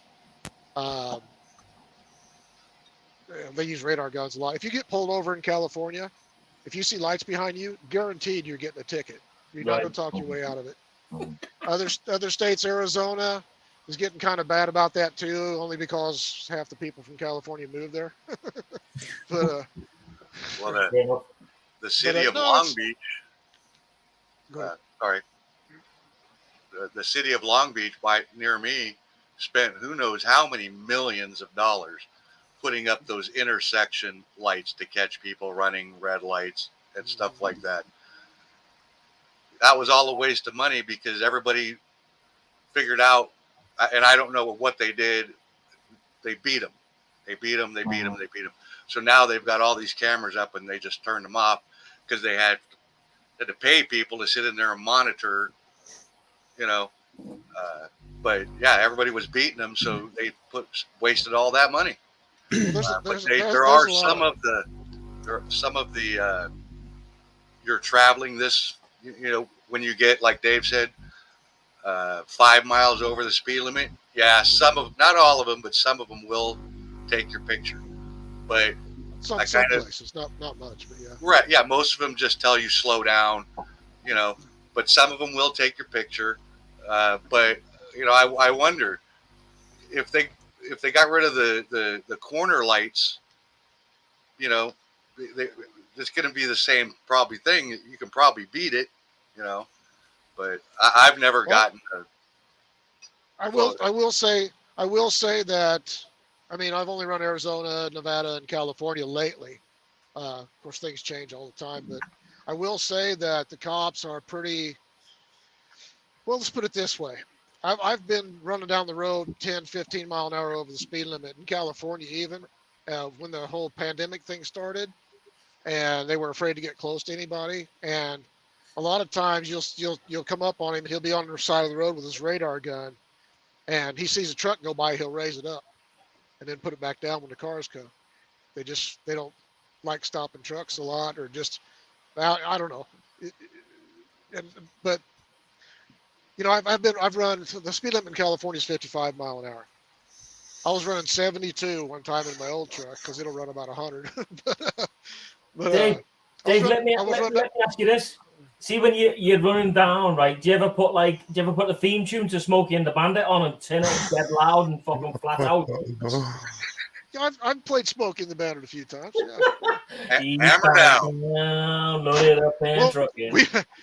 I mean, you guys talked to me enough by now to know nothing probably surprised you, but back in probably 15 years ago, I had a really fast truck. I was buying it actually. I don't know how fast it would go, but it would bury the speedometer and wrap it back around about 10 mile an hour. I'm only guessing it'd do about 115.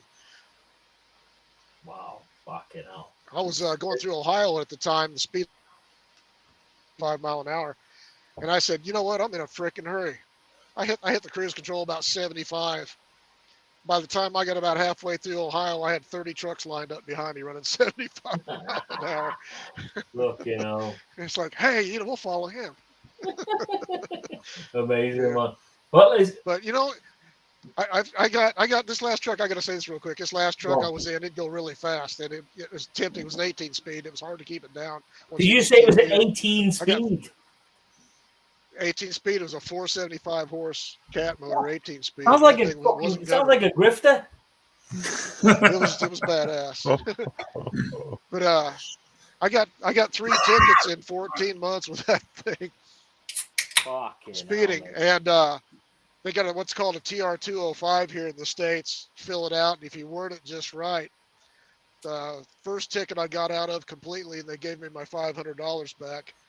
The second ticket, they kept my $275, but they didn't put any points on my license. Wow. And the third one I'm fighting too. We'll see what happens there. They'll probably keep my money and just keep that way my insurance don't go up. Fucking hell. That sounds awful. Jesus Christ. You know? Who remembers a grifter? Oh, I do. Zed, do you remember a grifter? Oh, aye. I'm old on the look. Explain. American boys and obviously Canadian boys, you remember grifters? You ever remember a push bike called a grifter? Rob's nodding his head. Larry's like, fuck no, man, we on about? Yep. It's a fucking grifter. You remember it had like a fucking thing in the middle there? You used the brakes. The false neutral as well. That's it. Yeah. And if you hit the false neutral, you ended up singing a soprano for a week. What a bike that was, man! Jesus. What was the other one? It was the chopper, wasn't it? It was a chopper bike. You had the chopper. You had the boxer, which was the small one. You had a cub as well. Yeah. The grifter and then the chopper. Wow. Fucking grifter. And the boxer had the rear brake. You actually pedaled backwards. That's right. You can pedal backwards. Aye, I locked the back wheel. Pongster, we're talking about you muted, mate. We're talking about grifters. Remember grifters?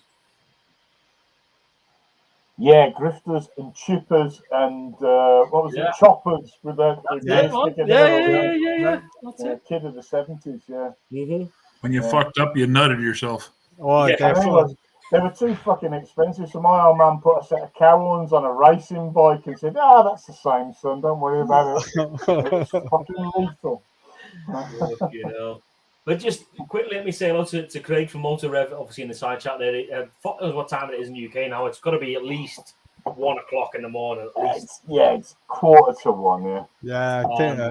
It's getting obviously, we were bigging his channel up before, and obviously it is the how he stitches together all those cameras and does the amazing work that he does. So there it is, right there. That's Craig from Motor Rev, and you can see exactly how it's spelled. So if you're not part of the Motor Rev mafia, as it were, then please check his channel out, man, because it's fucking amazing. The things that he does with so much technology going at once into one or 12 bloody road trips that they do. It's phenomenal. The way he stitches it all together is fantastic. Stevie, he was saying there that his last Wales trip the weekend, 33 cameras they had to sync. What? 33 cameras. What cameras are they running? What are they using? GoPro? Or That's brilliant. I think, to be honest, what I've seen, I think most of the guys are using GoPros, and he's 33 fucking cameras. Yeah, 33 cameras to sync. Jesus Christ. And I own 2. don't doff my cap off to you, sir. That is a serious amount of not just the editing that takes, but you've had to go over every single bit of that footage. Single bit of that footage. Yeah, exactly. Yeah, to fair make play sure to you, man. You gotta link up the audio as well. He does everything. Larry, he does everything. Do you know what? I'll drop the link to the channel on the side there. The whole lot. It's amazing. It's second to none the way he does it. It really is. It's fucking outstanding, man. Outstanding. Let me just bring it up now. Only channel I know that's doing what he's doing. Yeah, I agree. Phenomenal. Absolutely phenomenal. And if you ever want to see the UK in all its glory, then watch this. He did a Normandy vlog last year, and it was fucking outstanding. His Normandy vlog was amazing. Yeah. 9 days to watch all the footage. Oh, that's amazing. Fucking Jesus. Let me... Oh, that's StreamYard. Why is it bringing up StreamYard? Hang on. 2 seconds. You had to say something, didn't you, Larry? Control, copy. Jesus Christ. Control V, Bosh. There we go. There you go. So there's his channel and side channel. Hopefully you guys can check it out and click on it. And honestly, boys, the UK, some of the southern end of the UK and Wales especially, is absolutely fucking stunning. And the way he stitches it together and puts it together to make it the road trips that they do is amazing. It's second to none. It really is fucking fantastic. The Wales trip was amazing. Yeah, I like the down south one. The down south one they did the South Coast tour. I spent many a year down there in the south part of England, with the army and stuff. And the way he's made that place look fucking amazing. I found it amazing about in Wales how the farmers put bells on some of the sheep, and that's so that they can find the good looking ones in the dark. Well, you'd know, Zed, you're from fucking Scotland, lad. How many sheep do you have in Paisley? Not very many. Not very many. I think it's like sufficiency. Well, listen, boys, just as a sort of warning order, I'm going to end this stream at 3 hours. That's cool, mate. Clearly at 6 p.m. for my time, so 1 o'clock in the morning for you UK guys. And I haven't got a fucking clue what time it is everywhere else. So in about 2 minutes, when it gets to 53, I'll play the outro, which is the video by Mr. Julian Austin, the PTSD video. So I'll let that run for 5 minutes, and then we'll call it a day. But listen, I just want to say quickly, thank you very much to all of you that's been on the show tonight. Everybody's watched the live stream tonight and commented on the live stream, and just give it a thumbs up before you go, if you would. That'd be great. And I'll see you all in probably about a month's time. I have pumped out enough content to keep you guys entertained over the next month. So please, if you get the chance, go watch it. But Zed, mate, if you want to watch that the Roland Barrage road trip, mate, go to the one that's all stitched together. It's an hour and something long, mate, and you'll enjoy it, mate. It's fantastic. I'm definitely going to do it. As I say, I've got a lot of catching up to do, so that's next on my list, buddy. I get it, mate. Cheers, pal. And obviously, mate, obviously I'll sort out with you guys, and we can come up with some plan to meet, in person. That'd be amazing. Would be. Yeah, it'd be fantastic. Well, listen, Dave, drive safe, lad. Thanks very much for coming on the show tonight, mate. And don't try and deliver those dildos and rubber dolls on time, wherever they're going. Fucking, he's just like whatever. Live stream Jesus, it's always a pleasure having you on. It really is. Thanks for having me, even though God I'm not. bless you, my child. God bless you. All that good stuff. Thank you, Father. Rob, it's always good having Davy Crockett on, mate. It really is. It adds to the value of the show. It's a pleasure to drink with you. Pleasure, mate. Right Foster, legend, for giving Larry his fucking greatest name ever. And Zed, mate, thanks very much for coming on, pal. Appreciate you. All the best, pal. But yeah, so guys, and all in the side chat, thanks very much, guys. Appreciate you all watching. Like I said, please give it a thumbs up before you leave. And I will leave you with this video from Julian, Justin, Rob. He's got that many fucking aliases. Which one is it? Yeah, his screen name's Julian Austin. Right. He's a Canadian singer-songwriter. He loved to perform for troops in Afghanistan, Bosnia when we were over there in the Balkans, and so he's made a lot of key things. And he's performed at the Rolling Barrage. He's doing another concert coming up for another PTSD retreat. He supports the troops more than any act I know. Of course, I've met him. I know him. All around solid guy, you know. And his stage name Julian Austin. We'll do that. On that note, boys, thanks very much, guys. Have a safe trip wherever you are. Dave, stay safe, mate. Drive safe. You're driving right now, watching us. But anyway, guys, thanks very much for watching. I appreciate you all. And remember, you'll never walk alone. See you soon. See you next year. See you guys. See you guys. Later.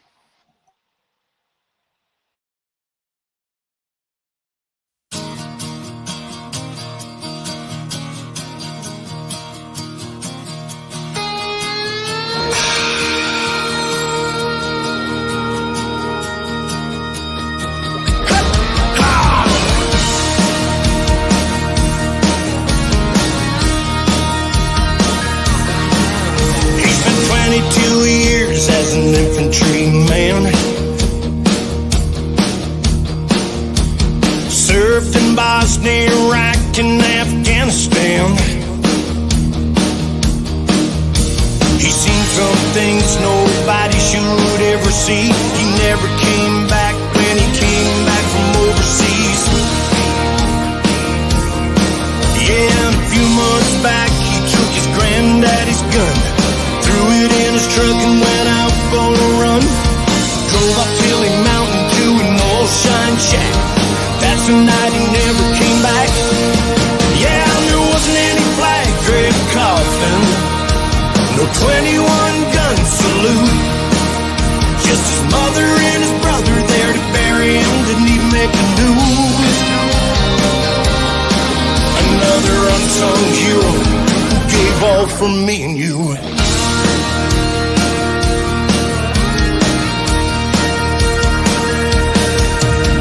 Spent 15 years with search and rescue. During that time she saved lives but lost some too. Then one day she just came undone and never got a chance to say goodbye to her loved ones. No one saw that it was going that way. When the medic showed up, it was just too late. She left a note, said sorry I had to go, but I gotta go try and save some ghosts. Yeah, there wasn't any mention of suicide. They just said she died suddenly.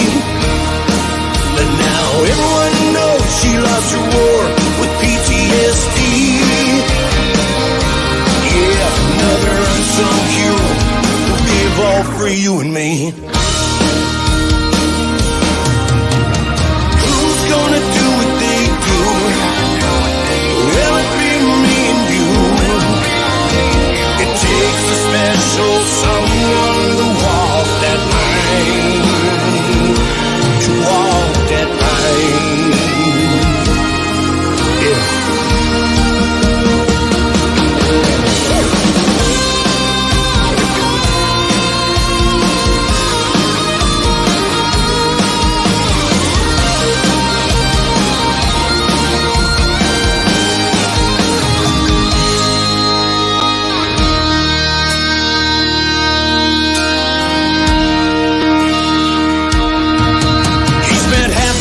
Life as a first responder. He started as a field medic serving over yonder. He thinks about the ones that he couldn't save, and though he knows there's nothing that he could have done, it still haunts him today.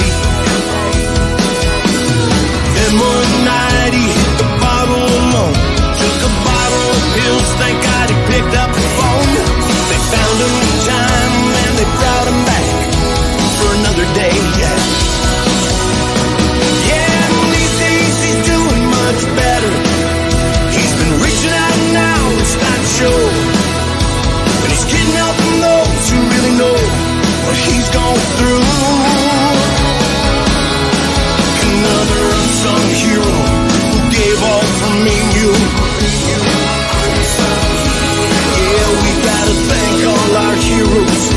That's the least we can do. Yeah, God bless the unsung heroes who gave for me and you.